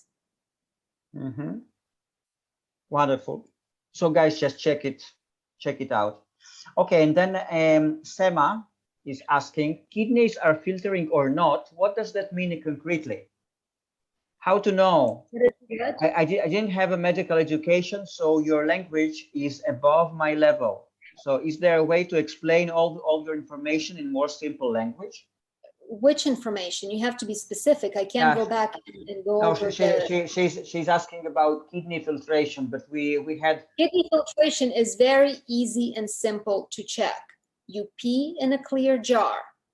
You let it sit for a bit. For me, when I'm filtering, it doesn't need to really sit. Like you see the urine is so cloudy that you can't see through it. That already tells you. But if it sits for like 15 minutes, then the sediment settles on the bottom.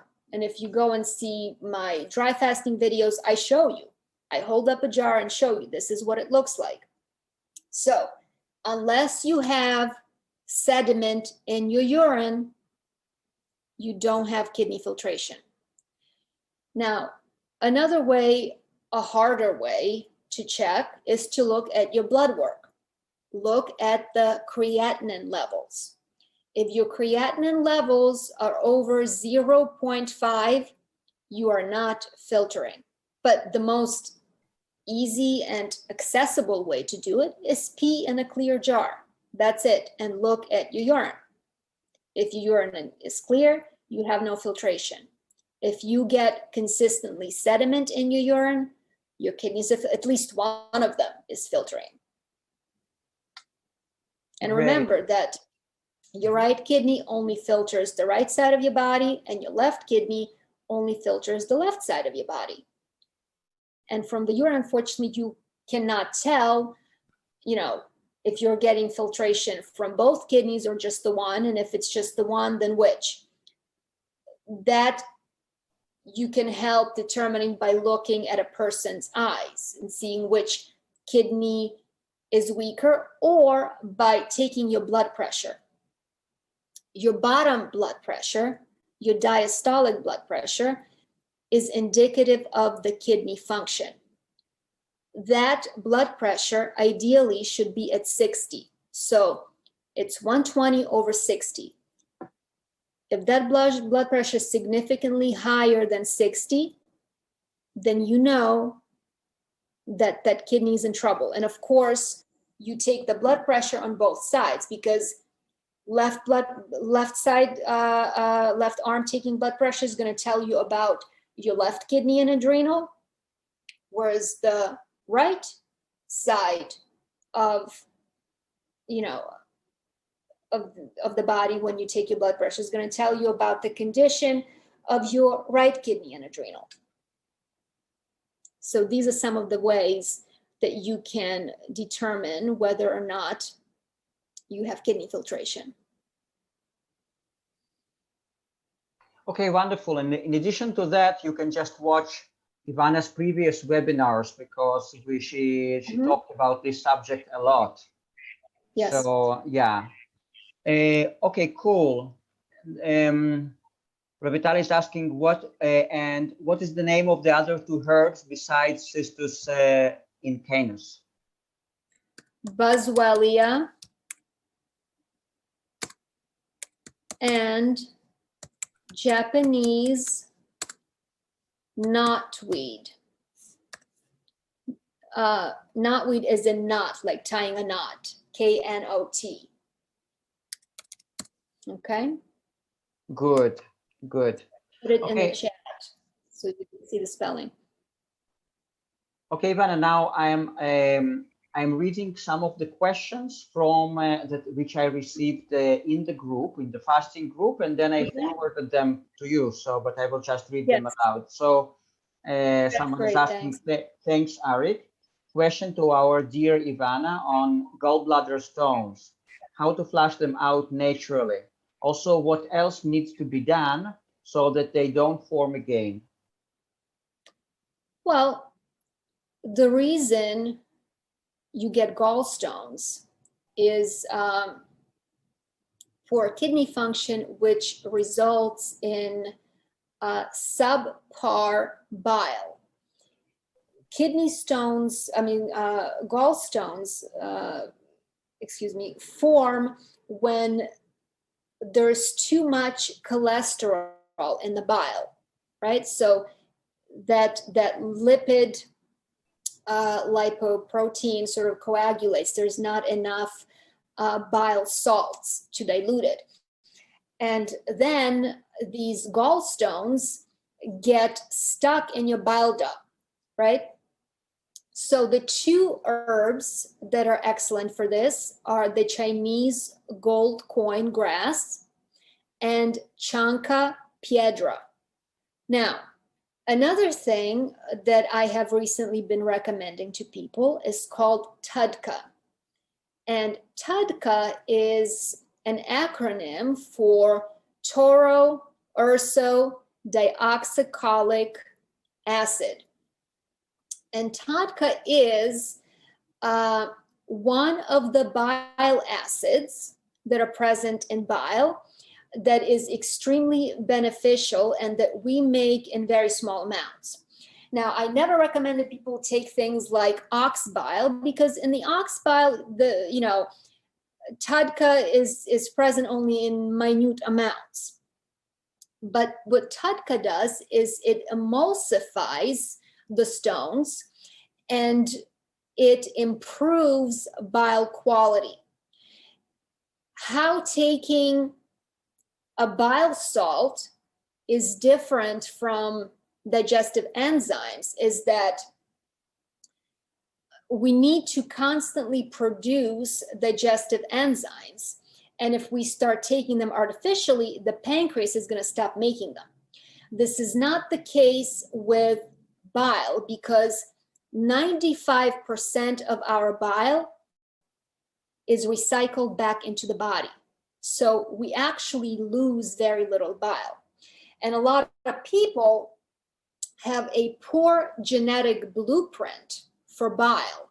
So there's a chemical imbalance where the bile that is produced is of very poor quality. Now, what happens in these cases when people get gallstones that get backed up in their gallbladder, get stuck in their bile duct, is that liver keeps backing up with toxins because it cannot release the bile, right? So the bile and the toxins that build up in the liver actually get into the bloodstream. Now, that bile is going to cross the blood-brain barrier and get into the brain. And when that contaminated bile gets into the brain, it suppresses the HPA axis.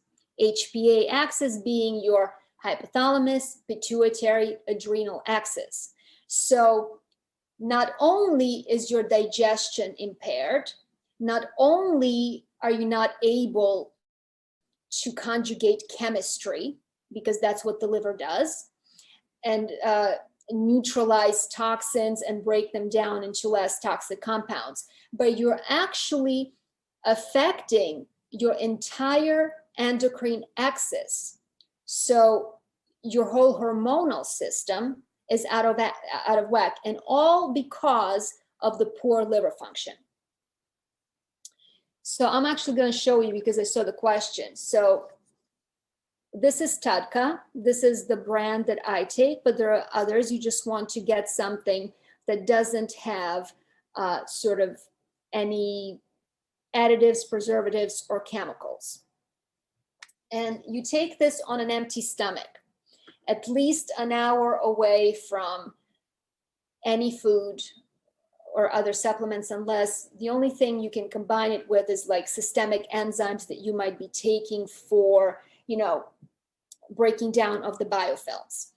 Another thing I recommend for this problem would be castor oil packs over the liver area, because castor oil packs stimulate the liver and they improve lipid absorption.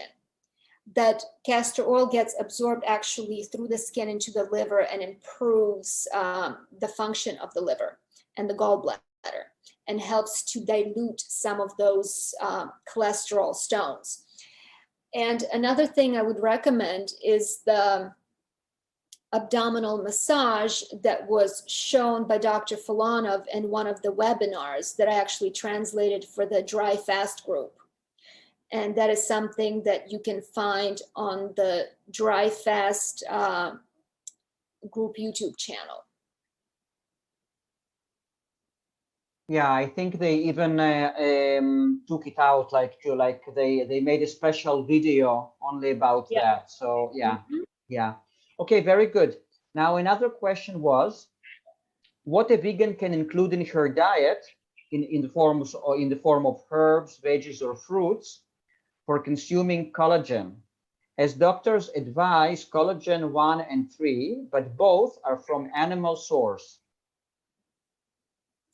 There is no such thing as plant collagen. It simply does not exist. By definition, collagen is an animal tissue matrix. And by animal, when I say animal, I also include humans in that. Animals and humans produce collagen in their body as a result of consuming certain plants. So collagen is actually a type of connective tissue that is made up of 19 different peptides. And peptides are complex chains of amino acids. So you cannot find vegetable or plant sources of collagen because they don't exist. What you have to do is you can consume certain plants that are rich in compounds that your body can then use to produce collagen. Because when you consume collagen of animal nature, you're taking basically hoofs and cartilage from their bones. That's what you're consuming. But those body parts are made by those animals as a result of consumption of grass and other such things. All right, so, and that's the same thing that I would recommend to you. consume things like alfalfa leaf juice, sea moss that is loaded with minerals and trace minerals. And these are all organic compounds. Again, do not take isolates, do not take supplements. Take something that's a part of an organic structure of the plant. And you're going to get plenty because those are biocompatible. So that's all you got to do. And you can add, you know, a superfood blend, things like royal jelly. And I'm going to say again, alfalfa leaf juice. There are certain plants that are really, really high in minerals, things that contain silica, like horsetail. But they're already, you know, ready-made formulas that you can add to your smoothie, like Dr. Morse's superfood blends. And if you want, you can look up, go online and just look up what's in them and just source those materials individually. Wonderful. Thank you so much. Then another question. My 13-year-old son is tired, lethargic in the morning. He has trouble waking up and focusing in school.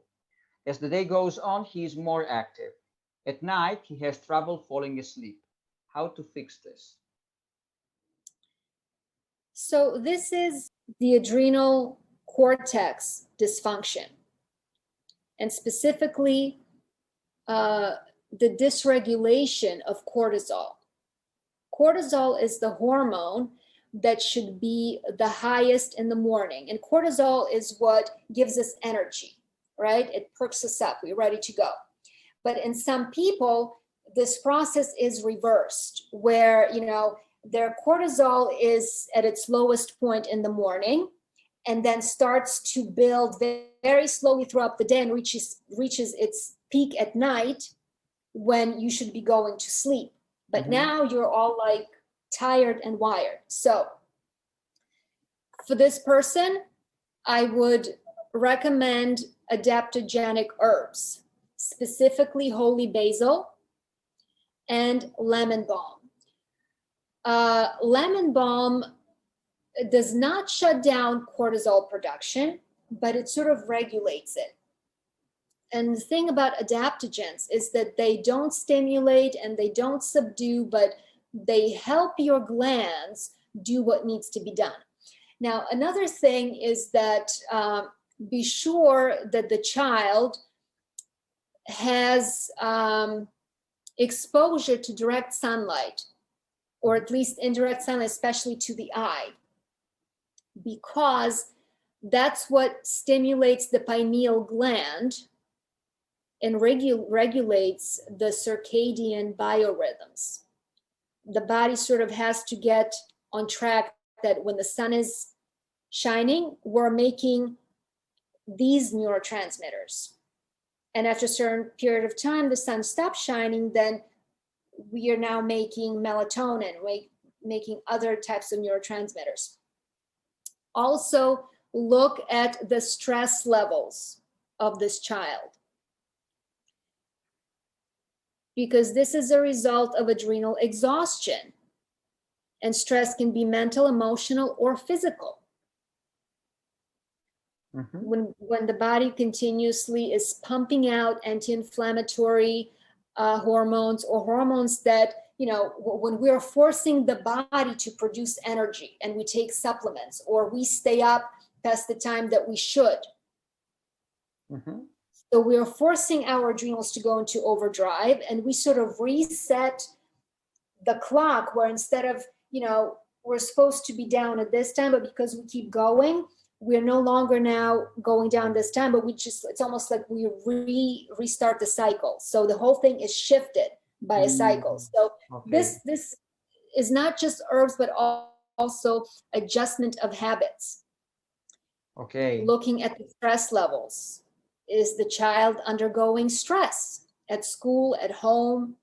Okay. Are there any physiological problems that are creating a similar stress and initiating the fight or flight response in the body? Now, for those who cannot sleep, and the lemon balm, I would not start taking till about 1 o'clock in the afternoon. And you can take it either as a tincture or start drinking lemon balm tea, right? Because lemon balm is really, really relaxing.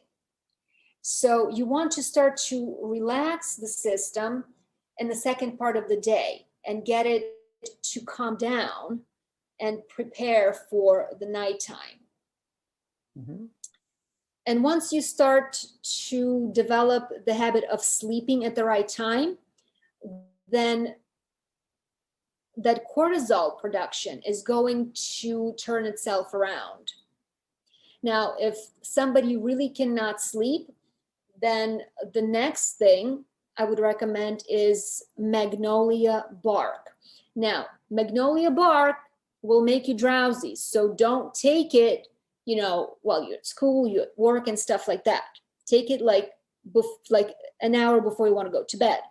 Another thing that magnolia bark does, it's extremely effective for anxiety and panic attacks. In studies, it was shown is as effective, if not more effective, than pharmaceutical anti-anxiety drugs. And another benefit of magnolia bark is that it also kills liver flukes. So you get an added benefit there. Okay? Amazing. Another question, Ivana. If someone has a weak liver, are liver flushes recommended? It depends. It depends. I believe this is a question for Connie, right? I don't know, because it's when it's And I will answer it. Probably. The answer is only for Connie because I know Connie. I have worked with Connie, and I know that she has done a lot of work where she is now ready for that. Somebody's coming in who has gallstone and stuff like that, absolutely not. Do not do liver flushes. And especially when you have, gallbladder attacks and stuff like that, you never want to do a liver flush. So you have to prepare the liver. Things like milk thistle is actually another great herb to break down gallstones. You want to do these massages, you want to take the herbs that regenerate the liver. Taking Tadka is going to do it. Now, I like the liver flush that is recommended by Dr. Filanov with castor oil, because I find it to be extremely, extremely gentle, at least from my experience. It does not cause, painful reactions. It's much more palatable than olive oil. And it's much more simple, because I also do not recommend that people take Epsom salt. All right. Taking herbs like coptis and curcumin will also open up and dilate the bile ducts. So this liver flush with castor oil requires 1 milligram of organic hexane-free castor oil. Get the kind that comes in a glass jar. So 1 milligram per 1 kilogram of weight. So if I weigh 50 kilos, I'm going to need 50 milligrams of castor oil. And whatever the amount of that castor oil is, you're going to need half of that in lemon juice. So if I have 50 milligrams of castor oil, I need 25 milligrams of lemon juice. You mix the oil and juice together. You warm them up. This has to be drunk when it's warm. So you warm it up, and then you drink it as quickly as possible while standing up. Now, obviously, I've skipped a couple of steps where you do not eat on the day of the flush. If you're going to do a flush for at least a week, you're preparing with apple juice or pear juice, because They are rich in malic acid, which help to emulsify the stones, help to open up and relax the liver, to flush the liver, right? So the implication is that you have done the preparation. And if you go and watch the video that Filanov, again, talks about this particular liver flush, he tells you how to prepare for it. So, and it's the same way you would prepare for Moritz's, liver flush. So after you drink the mixture, you lie down on your right side for at least 20 minutes and you don't move very much. After that, you can get up and sort of have a nice light day, and do this on your day off, because castor oil has a laxative effect. So it's a twofer. It's going to clean out your intestines, but it will also stimulate the liver. So you can do it, but it's not necessary, because liver is actually quite easy to regenerate. And specifically TUDCA in studies has been shown that over 2 months of taking TUDCA, the liver regenerates. The liver cells themselves regenerate. It flushes the liver, it cleans it, it helps it heal. Okay, great. Another question also regarding the liver. Ivana question, what to do for liver pain on a fruit diet? That's how the question is phrased. If you have pain in the liver, that means you have congestion. You can have stones in the liver that are basically being shaken loose, right? And you're feeling them, the sharp edges press against tissue. Or, these stones are in your gallbladder or stuck in your your bile duct.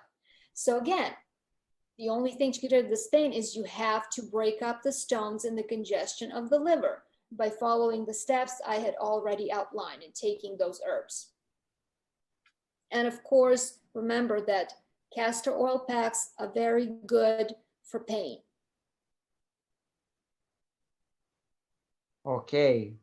Okay, wonderful. Another question, I follow a raw food diet, now a fruit-based juice feast. Usually I pee at least once during the sleep.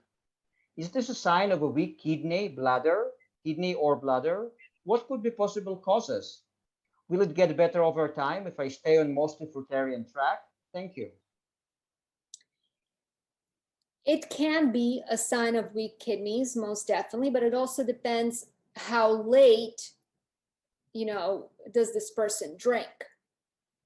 If you drink, very close to going to bed and a large enough amount, then it's to be expected that you're going to get up to empty your bladder at some point. But if you have weak kidneys and you have fluid that's sort of collecting in your lower extremities, and the kidneys are too weak to pump that fluid out, they can't do it until you are in a supine position where your legs are on the same level as the kidneys. And that makes the job of the kidneys easier. And that it would be the only time they can actually get rid of some of that fluid. This is something that I deal with. So yes, this is a sign of weak kidneys. Okay. And then now a few questions from Rovital. I think that she already asked one of those, but she's asking in regards to a grapes, lemon, ginger juice fast. Would you recommend any other side juices for someone with low adrenals? I would like to go on these mono juices for an extended time, but my salt cravings make it seem impossible to do without some celery or cucumber juice. Do these simple green juices slow the effectiveness of a fast when trying to wake up the kidneys? Well, celery juice specifically is an excellent adrenal tonic because it contains very specific sodium clusters. that help regulate the adrenals. If you were to make comparisons between detox that you're going to get on just the grape juice versus adding a celery juice, it will slow things down a tad, but relatively speaking, you're still getting phenomenal detox.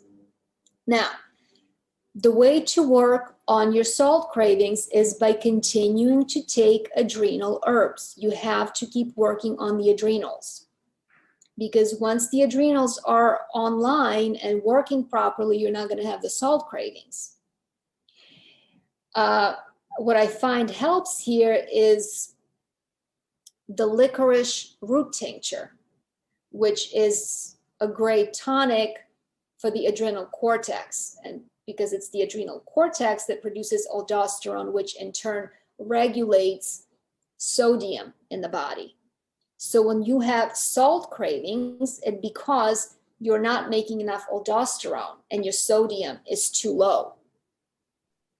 So the only way to get out of this is to get your adrenals healed, which can take a very long time. So if you have to have a celery juice, fine, you're still going to get phenomenal detox. And it's great for your liver, it's great for your GI tract, it increases hydrochloric acid, it sets up the right environment for to support healthy microbiome. So I don't have a problem with it. And do it make it the first juice of the day, because what it does, it actually opens up your digestion and elimination. It turns on your GI tract. And do it pure, just celery juice alone. And then the rest of the day, drink your grape juice. Wonderful, wonderful. Okay, then she's asking about the mineral supplement. I think you already answered her question about supplements. And then her third question, when dealing with very low thyroid, what dosage of kelp or bladder wrack is recommended? Most bottles of powdered sea veggies seem to indicate the importance of only one capsule or not overdoing dosage. Thank you, and thank you for any feedback on those from anyone with experience. Okay, so that's the question. My personal experience, because I did the recommended dosage and it was getting me nowhere. I did not see significant changes until I got off of salt completely, and then I was using kelp as a way to add saltiness to my salad. And at that point, I had increased my dosage somewhere between teaspoon to a tablespoon daily. And this is when I saw tremendous movement. So the amount that's recommended for me has never been enough. I always felt sluggish. I wasn't going anywhere. When I started to take, and remember, kelp, you can't overdose on kelp any more than you can overdose on, I don't know, kale or zucchini. I mean, it's food. You understand, what your body doesn't need, it will discard, because these are not isolated chemicals. It's not like taking an iodine supplement. It's very different. So the first things that happened fairly quickly, less than a week probably, I noticed the bowel movements, where as soon as I ate, boom, you go to the bathroom. As many times as you eat, you immediately go to the bathroom. The second thing that surprised me was sleep. I started to sleep like a baby. Not only that, my dreams and my out-of-body experiences became really intense and vivid. Why? Because iodine displaces chemicals like chlorine and fluoride from the pineal gland. So it actually helps you to detoxify the pineal gland, which is the gland that's responsible for sleep, which is the gland that connects you to the higher realms, to your higher consciousness. And I saw that connection very quickly. So what I recommend to people, and I don't say like stay on this amount forever. It's almost like you do the initial loading, where you start with a teaspoon and then you go up to a tablespoon and you stay on that amount, I don't know, 2-3 weeks. And then you go back to teaspoon, and then you start to cut that in half and see how, and just gauge by the way you feel if you need to go back on a higher dose or if you need to adjust it to lower. But the idea is that eventually you get to a place where you're good with taking with, that recommended dose, which since I buy kelp in bulk in like 1 pound bags, the serving, I believe, is like 1/8 of a teaspoon. I mean, for me, that was nothing. That didn't even register in my body. But once I started to take, a teaspoon or more, I was like, whoa, my body was responding. So this is my personal experience. Is it going to work the same for everybody? I don't know. Okay. This is what I discovered accidentally because I'm a salt fiend and I was trying to replace salt with kelp. And I went a little overboard and I saw that, oh my God, I feel good. I have energy. I'm sleeping. I'm dreaming. I'm going to the bathroom great. So, try it, see what happens. Wonderful. Thank you so much. Another question. Someone says, I also have questions for Ivana. Ivana, what do you recommend in terms of supplements or herbs on a regular basis if you are raw vegan and still working on cleaning your gut and liver, trying to get your kidneys to filter and trying to strengthen your glands? Would you recommend taking vitamins D and B12 on a regular basis? How much and for how long? What do you recommend to take in order to strengthen the bones? What other supplements or herbs would you recommend in order to get all the nutrients in terms of vitamins and minerals if you are raw vegan? What other treatments would you recommend to clean the gut, liver, and kidneys and strengthen the glands and bones? Thank you very much. I'm very happy and looking forward to the webinar this Friday with you. Okay. All right. So I already talked about D3 and B12, and I already talked about the minerals. I mean, at this point, I don't want to beat the dead horse. You can just rewind this webinar and go back and re-listen to that. Now, in terms of cleaning the gut, what I discovered 4 years into this lifestyle, that cleaning gut seems to be a never-ending process. It's like a bottomless pit. There is just more shit and more shit, pardon my French, and it just seems to never go away. The only way to truly clean your gut is by going on a solid food vacation, period. You cannot clean your gut while you're eating solid food. Sorry, guys. It might take you 10 years to get there. This is how you're going to go there. For 3 years, I was on fruits, pounding all the herbs, GI cleansing herbs, GI broom for 3 years, nothing but fruits. And then I go on an 85-day juice feast, and I am shocked to find out what's coming out of me. So here I am 3 years in, I'm thinking that I've cleaned up my gut. Wrong. So now what I find very effective is water fasting intermittently with certain herbs. A lot of people do intermittent dry fasting. And I'm going to give you an opinion that some of you might find unpopular, but this is the truth.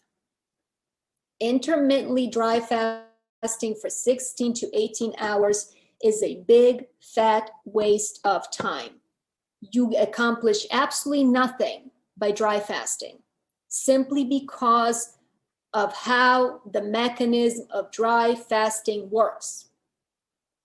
So what I found to be more effective is to drink water, and they then take certain herbs. So the way I would do it, you wake up in the morning, you start with the herb called Mimosa pudica seed. So in the window that you're awake, from the morning you wake up, every 2 hours, you're taking at least 2,000 milligrams of Mimosa pudica with a full glass of water. Every 2 hours, 2 pills of Mimosa pudica, assuming they're 1,000 milligrams each. You keep doing that.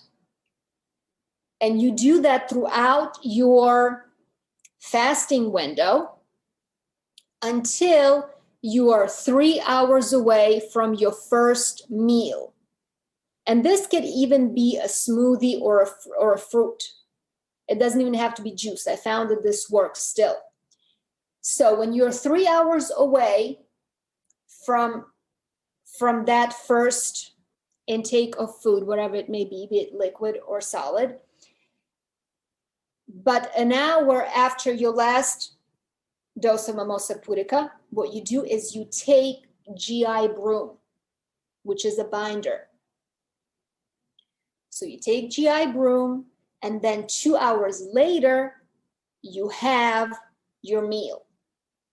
What this does is that Mimosa pudica is very gelatinous and sticky. And what it does is it coats the walls of your intestines, sort of grabbing onto and trapping the residues and, plaque, whatever that may be.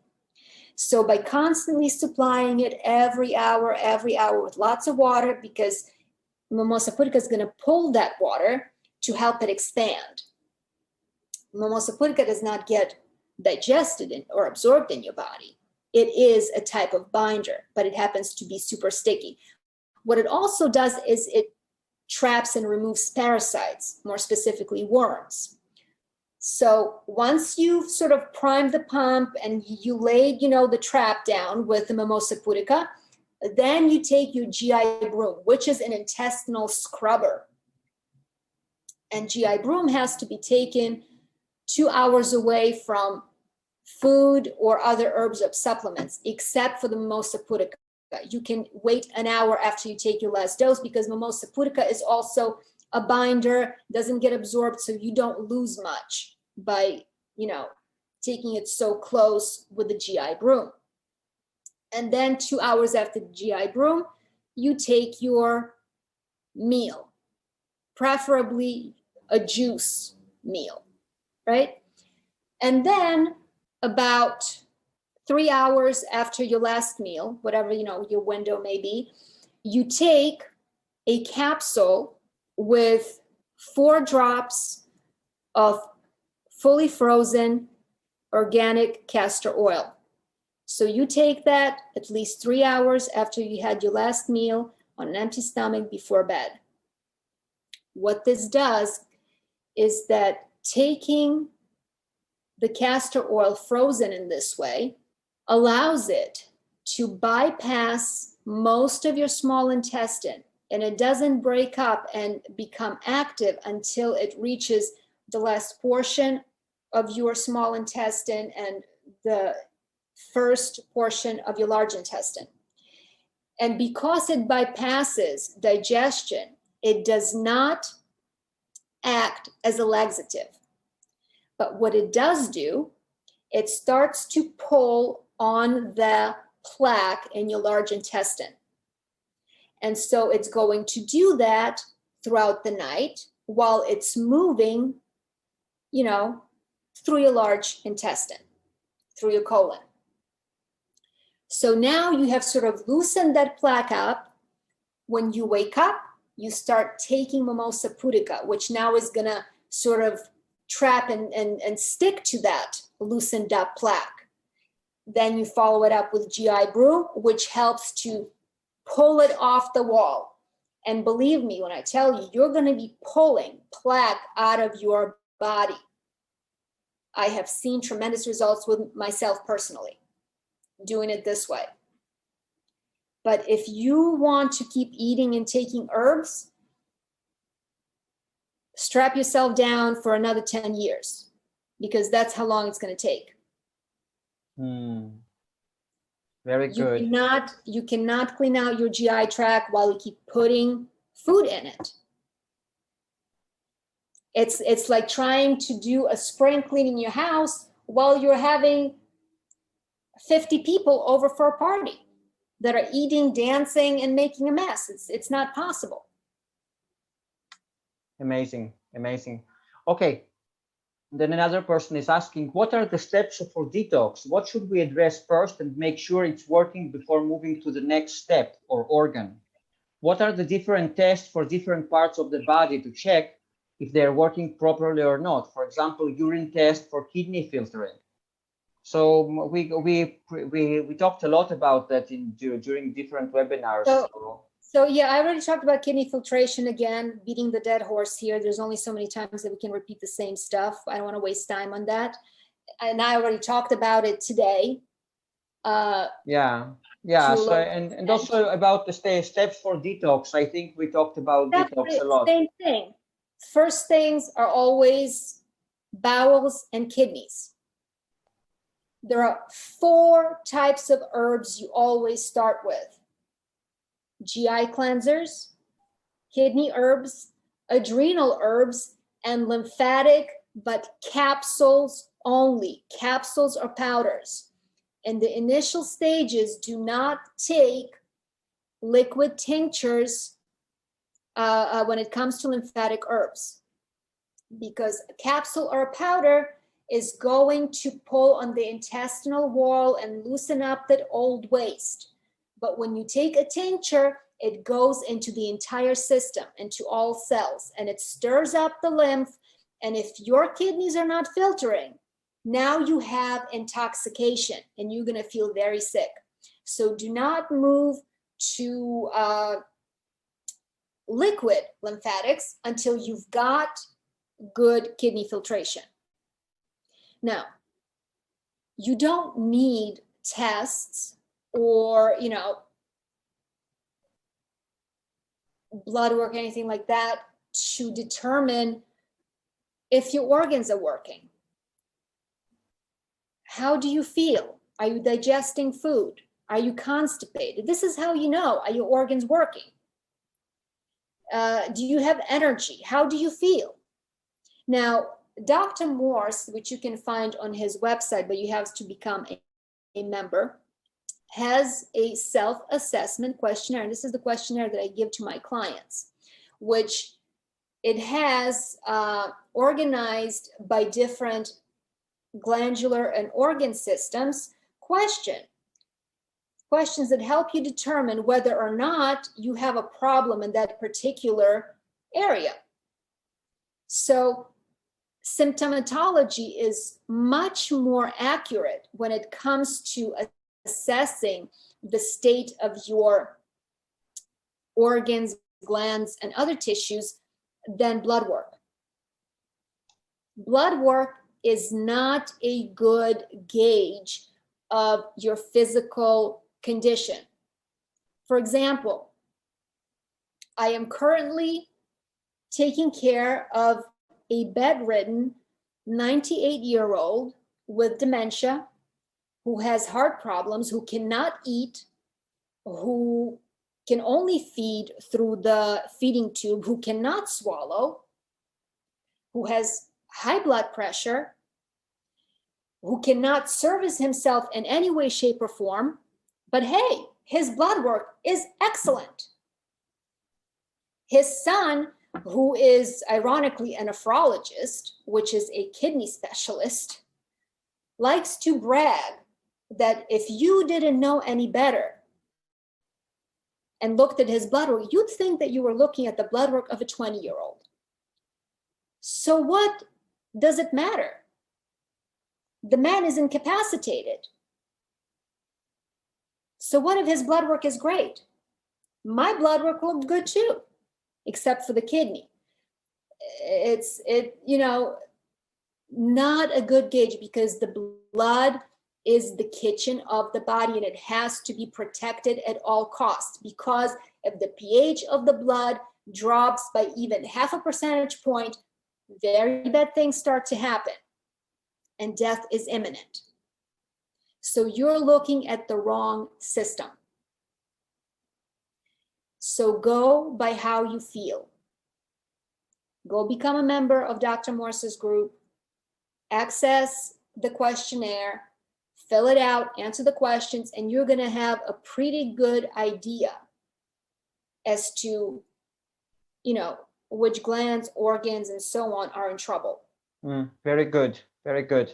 We don't have many more questions, just a few last ones. We are more than 3 hours now into the webinar. Question for Ivana.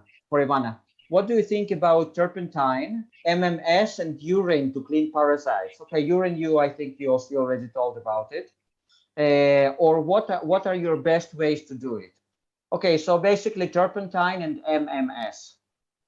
MMS is a sulfur, and I already talked about that sulfur is toxic to humans. It's extremely toxic, and it holds toxins in.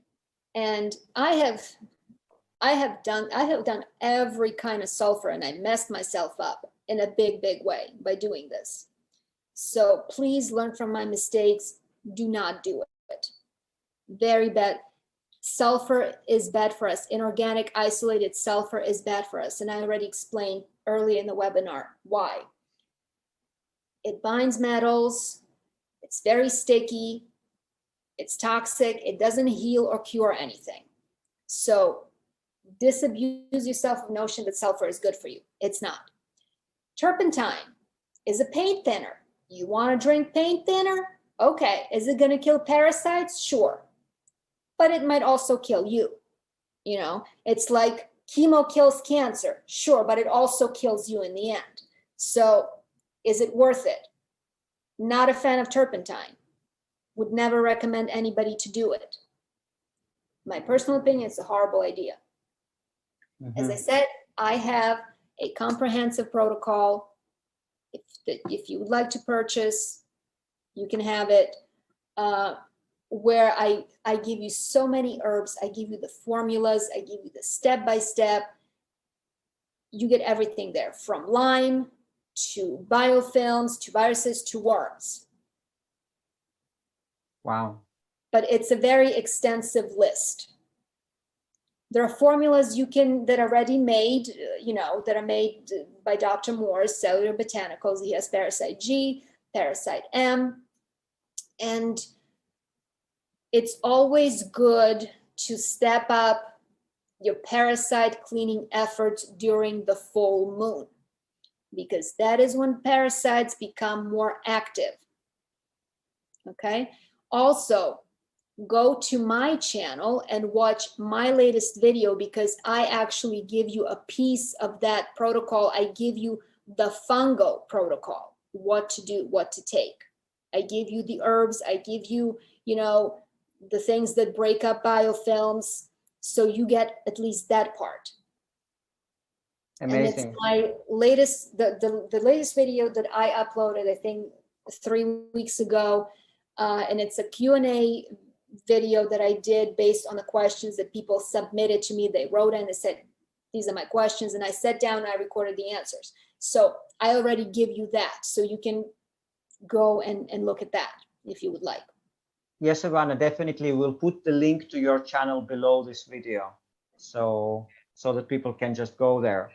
Okay, and another one of the last questions. Question for Ivana: what is the meaning/solution for gray stools that started appearing on detox in kidneys that stop filtering on same detox too? The person detoxing has been juicing high fruit/salads and taking Dr. Morse's herbs, kit 1. There is a minimal quantity of cooked food. So that's the question. Well, you see, I would have to ask a follow-up question. What kind of gray are we talking about? Because that makes a difference. Like if this is just a really light stool, it could be because you don't have enough bile that is necessary to break down fats. there are other follow-up questions. They're like, are the stools normal? They're well formed? Are they running? Like, what is going on? There's more stuff there, but you don't just stop filtering. If you have filtration, it takes some doing to halt the filtration. And that would usually be introducing toxic substances into your body, some of them like heavy metals. All right, so what happens most of the time is that people start to get a little bit of sediment and they think that they have filtration. But what is happening is that they're getting some lymphatic movement in the kidneys themselves. You're not getting filtration of your lymphatic system. Your kidneys are discharging some of the crud that's been stuck in them and clogging them for a long time, right? So you see a little pieces of that. Oh, you get a little sediment here, but it's not, you're not really filtering your system. You understand? You are discharging some of the garbage that's been clogging up your kidneys. And I talked about this in that video that's been reposted in the group, the difference between true filtration versus you're getting some movement in your kidneys.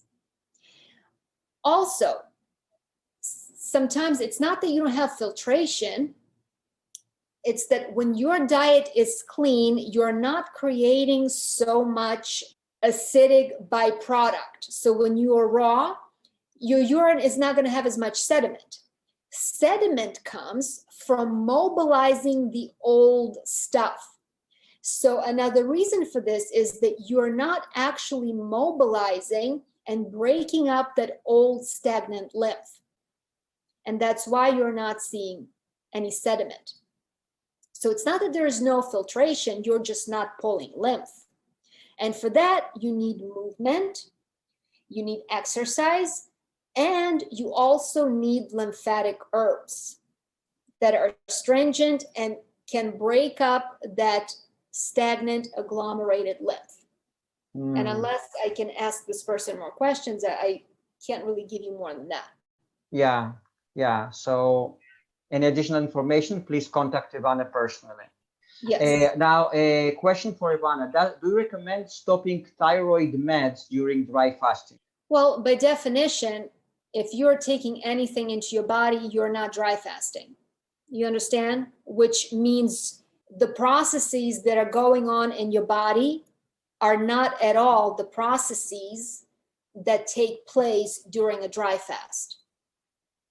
So if you have to take the meds, then you might as well do a water fast with the meds. You understand? It also depends on how long is your dry fast. Because if your dry fast is only a day or two, it doesn't matter if you stop your meds for a couple of days. It's not going to have any catastrophically detrimental effects. You can just pick up when you break your fast. You see, so it all depends. Okay, good I'm answer. thinking to do a long fast, a prolonged fast. How long is long? 11 days. I did 7. And my TSH level went very, very high. But I'd like to During do the fast or after the fast? after the fast, or I don't know. I just had to check after the fast. And I had to, because I went down on half. I took half the medication after the fast, after the 7 days. And the level went up to 15. It should be on 0.2. So it sounds to me like your thyroid values actually improved after the fast. No, it went up. It went much too high. So the function was diminished. Yes. Look, it depends on how bad your thyroid condition is. I mean, I had really, really bad adrenals and I was hypothyroid. I wasn't on medication, but my thyroid was shot. And I was still dry fasting long periods of time. What happens is that you're going to feel weak. So the only thing you do is you monitor your heart rate.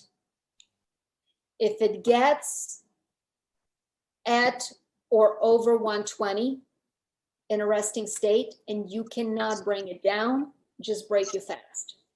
So what I'm saying is, don't, be so obsessed with having to do 11 days and push your body past what you can actually do or what it can do safely. The Okay. body will tell you where you need to stop. I felt But- fine at 7 days and could have gone on. So you can then go on. The thing is with dry fasting, you are in control because you're the one who can decide, this is where I get off this ride. You understand? It's not like this being forced upon you when you're being starved to death. You're the one in control. Mhm. So if you start to have problems and you know what that looks like for you when your thyroid starts to act up, then you can break it. But if you can keep going, then keep going. Okay. Can I ask another question? Sure. The doctor wants to remove my parathyroid Oh, no. We do because not. he says it's giving signals to release too much calcium in my blood. So it's hyperparathyroidism. Okay. And why do glands go hyper? Because they're overstimulated by acids or by some other toxins. And the only thing you do for this gland is that you detox it. Okay.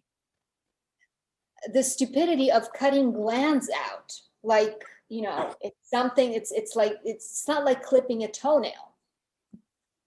You know what I mean? Yeah.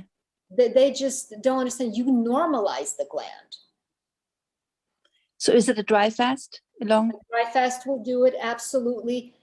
And heavy detox, you have to drain the head. The only way to drain the head, which means your thyroid, your parathyroid, is by cleaning up your transverse colon and parts of your small intestine.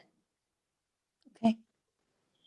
That is the only way, because the acids are actually reverberating back from your gut.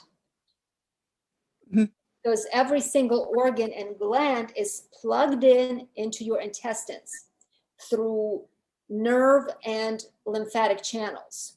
Now, I would also like to see, your eyes, to see if there's any reflexive fibers there or transversals, to see if the gland is acute, if there's actual weakness in the gland. But when the gland is overactive, you do not put any herbs onto it. You do not go on glandulars. All you do is detox. Now, another important thing to understand is that both your thyroid and parathyroid are regulated by the pituitary, and the pituitary in turn is regulated by the hypothalamus. So some of these problems that people have with their glands are not the problems with the glands themselves. These are secondary problems because they're caused by either excessive signaling by the parathyroid or by lack of signaling by the parathyroid. And the only way I could tell the difference is by looking at your eyes. So it's a pituitary I have to heal? Not necessarily, because you're telling me, because look at what's happening here. You have the thyroid that's hypoactive, right? Yeah. Yet your parathyroid is hyperactive. Yes. So if that was your pituitary, then it's plausible that your thyroid would not be hypoactive unless it is so genetically degraded that even, excessive signaling by the pituitary can't get it to come up to the basic level. So it may just be that you have a severe weakness in there. But again, I would have to see your eyes. But for any hyperactivity, it's detox only. Okay. Good. Thank you. Thank you Okay, very Ivana, much. so two last questions, and we are not going to take more because it's really late now. Yeah. So please, could you ask Ivana about the folic acid and why doctors say it's mandatory for pregnancy? I think it's a lie, and everything else about synthetic vitamins. Okay, we addressed it, but folic acid in relation to I pregnancy. agree. I mean, folate is present in so many fruits and vegetables. You can just Google. So the problem is, again, with utilization. Are you utilizing folate that's already present in your fruits and vegetables? And outside of calcium, which is the purview of your parathyroid and thyroid, the rest of the minerals and nutrients are utilized with the help of the adrenal glands. So look at whether or not you have an issue there. Another problem could be malabsorption, or people have problems with digestion, because understand that for your body to get the nutrients in and make any use of them, you have to have digestion, which is performed by the stomach, liver, and the pancreas. If you have a problem in any of these areas, that means that you're in trouble from the very beginning. If you can't digest something, you certainly are not going to absorb it. Then the second step is the absorption of these digested nutrients through the intestinal wall. If that wall is backed up with mucus, waste, and interstitially backed up with lymph, you cannot absorb that nutrition. So it's not a problem that you don't have enough coming in, is that you can't absorb it. It has no pathway to get absorbed into your system. Now, the third step is, if let's say you do have semi-decent absorption. So now it's not enough for you to just absorb these nutrients, but you need catalysts. You need certain hormones so that enable your body to actually use them. Certain carriers to take them to this organ, to that organ. And for this, you need adrenal function. And specifically for calcium, you need thyroid and parathyroid function. So you have to look at these three steps before actually considering whether or not you need to supplement anything. And the only way to fix problems with the first three steps is by fixing elimination, because all of these problems that you might have with digestion, absorption, and utilization stem from clogged GI tract, which affects the function of all the other glands and organs. Very good, very good. And the last one, Ivana, also we partially addressed it today, but a person says, I wish to know which metals, like such as iron, zinc, etc., and what quantity should we have in our bodies? So we haven't talked about quantity, I think. But you definitely mentioned the metals themselves. I don't know the exact quantities. What I do know is that if you get these metals into your system by consuming things like sea moss, alfalfa leaf juice, you're not going to get an overload on them. Okay? You're going to get enough and you're not going to get too much. The only problem is when you start to supplement with synthetic isolates, or even natural things, like I said, shilajit or fulvic or humic acid, where you don't know what's in it. You don't know the real quantities per serving because they're not standardized and so on. So I always err on the side of caution. You don't need synthetic minerals and metals. You can get them from all the fruits and vegetables. If you are deficient, then the problem is not the diet. The problem is either digestion, absorption, or utilization. Or you may have a biofilm problem where the pathogens are diverting the minerals and robbing you of these nutrients. That can happen too. Okay. Okay, that's it, guys. So that's it. We are going to wrap it up very, very soon. And towards the end, Ivana, so I will ask you my standard question. So could you please tell us about your services and in terms of, in relation to everything that you talked about today, what kind of help you could provide to the people personally? Well, I am a detox coach. If you go onto my YouTube channel, my website, you're going to see a bunch of videos where I talk about detoxification, about specific problems and things you can do to get you to a healthier state. I also do iridology reports. Now, I did raise my prices on iridology alone because my iridology reports run over 100 pages. And it's an insane amount of work. So I cannot work, all week to write a 100-page iridology report for $280. So I cannot do that anymore. Okay, so I had to raise the prices. And if it's too expensive for you, then I just rather not do it because it eats up my whole week. And then I work for a minute amount of money, expending too much energy. So I also do iridology consults like this, where it's not written, but I tell you the stuff, right?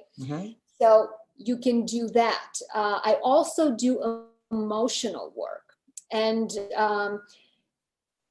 I've really gotten to a new level with emotional work lately because I've been studying and incorporating neurolinguistic programming, which is extremely quick and effective. People are in awe, how quickly they can solve their problems that they have had for 30 years, for 40 years. Wow. They can be gone like this in 10 minutes. And I don't even know the content of the problem. I don't even care what happened because it's not about that. It's about the process of how you create the problem. All right. So once we understand that, we can change that process and shift things around to stop you from recreating the same problem and get you to create something better and more constructive.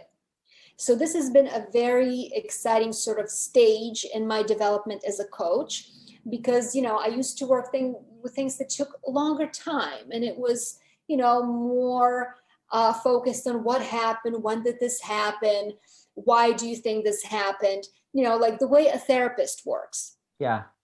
And the problem is you can be in therapy for 30 years and know your problem inside and out and still have the problem. And you go, well, what is the point? Right? Absolutely. Absolutely. So the new way I work is, it's almost like giving a person amnesia. We leave that in the past. We don't revisit it. It doesn't matter how it happened. It doesn't matter because it's irrelevant, because it's no longer happening. Why are you bringing the past into the present? Right. And you're basically re-traumatizing yourself all over again. How does it help you? It doesn't.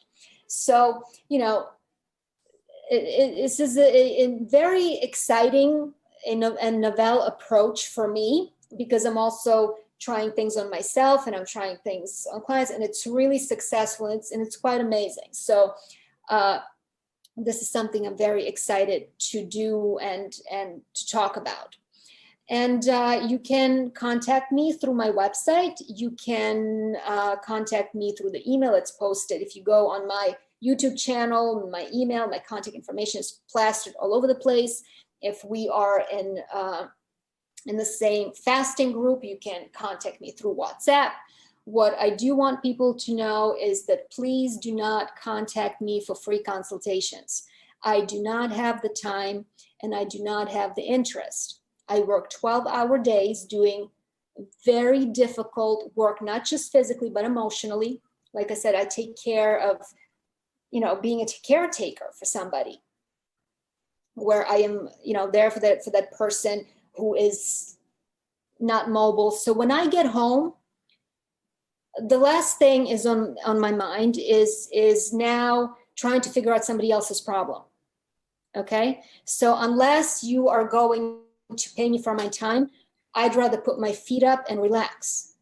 I mean, I literally had other coaches, so-called coaches, contact me and ask me to revise their program, read it, revise it, edit it for them for free so that they can go and sell it for money. So, I am drawing more strict boundaries, and this is also part of my self-healing. Where, I have to say, this is where I draw the line. This, you have to respect my boundary. I am happy to help. This is why I do these webinars. I just recently did a video where I answered a bunch of questions for people. It took me nearly 3 hours to do that. And I answered them in great detail. So this is how I give back, but I do it on my own time and at my own availability. But when people continuously keep coming to me and asking me for things, and then they get upset because, I don't deliver what they want, and then they call me names and this and that, it's not nice, it's counterproductive, and it does not make me want to help you more. All right. So everybody here, I assume, has a job. And if your boss kept asking you to do things without paying you, you will stop showing up for the job, right? So this is just common sense courtesy. I'm happy to help. There's information that I put out that's available. If you cannot make sense of it on your own, you need additional help, then I'm going to charge you a service fee. The same way, you pay your hairdresser, you pay your babysitter and stuff like that. So, don't get upset when you start contacting me on WhatsApp and Facebook and you tell me, you write me a long essay, this is what's happening, this is my problem, what can I do about it? And I said, you can schedule an appointment. That's what you can do about it. Absolutely. Because for me to even read that stuff, I have to stop and give up doing something for myself, right? Because I cannot be entertaining and helping you while at the same time I'm doing laundry or doing whatever for myself. That means doing this costs me time, costs me money, costs me, enjoyment with family, loved ones. And if I have to choose between me, I'm always going to choose me. So this is just, I'm telling people, do not get upset if this is how you approach me, that I might not make myself available to you. All right. But the work that I do is thorough. I am very good at what I do because I am very good at finding solutions. Like I always say, my superpower is finding stuff out. I don't know everything. I don't know most of anything. But if I need to find something out, I am in that alignment where information just comes to me. I get downloaded and go, oh, I know where to look, and I will find it. If you look at other channels, other coaches, I don't see them talk about these things. I don't see them offering this information. And this is all done through experience. Yes, somebody may have taken a level 1 online course and now, they're practicing as a coach. But unless you've gone through something, and I do stuff on myself. If I'm telling you don't take this because it's bad, it's because I have done it. And I can tell you that it kicked my ass in a very bad way. And then I had to crawl and dig myself out of a hole. So if I tell you to take something or not to take something, it's because I have tried it. I have done it. And I have worked out what's good, what's not so good. So, and that's the only way you really learn. And so that's what I have to offer. I may not be for everybody, but if you do work with me, I always give you 100% and more. I always show up for the people. I always give my best, and I always give you actually more than you expect. So if you resonate with the information, how I present it, then come on in. Absolutely. Absolutely. Thank you so much, Ivana. Yeah, thank you so much for clarifying. It is so important to clarify this so that people don't have exaggerated expectation of something that you cannot deliver. Like, and it totally makes sense what you're saying. Yeah. Absolutely. And again, I'm not a magician. The person has to be the one to do the work. I cannot want someone to get better more than they do. I recently worked with someone who has cancer and who had done chemo, and I put the person on the protocol. Oh, it's too hard. I'd rather die. Okay. I'm okay with that. You understand? I'm not here to pull anybody out to the living side.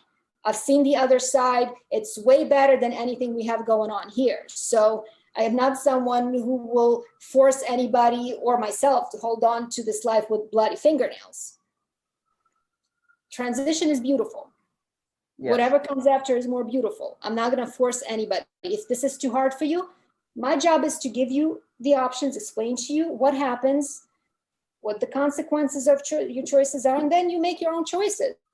But I am not responsible for your journey. I am not responsible for your results, only you are. It's not magic. And let me tell you, I've gotten my ass kicked so many times on this journey, and I keep getting it kicked. I mean, in the last few weeks, I was like dying. So that's what it is. That's what it looks like. There is no, you go on a raw food diet and all of a sudden you just magically better. It doesn't work that way, unfortunately. I wish it did. Right. But it isn't. Right. Thank you. Okay, Ivana, so thank you so much for this enlightening webinar. It was really our pleasure to listen to you and to learn from you. Thank you so much. Look forward to meeting you again here in the future. And, hopefully many people will use this opportunity and contact you personally, will get helped by you, and really I wish you all the success in the world. Thank you for having me, Arik. It's always a pleasure. Yeah. It's you're doing such an amazing job, really, like life-saving. Really, you're a real lifesaver. Thank you. Okay, guys. So thank you very much to everyone who is present here. Thank you very much, Ivana, and you're great, guys. You're the light. Thank you so much. Bye. Bye. Bye.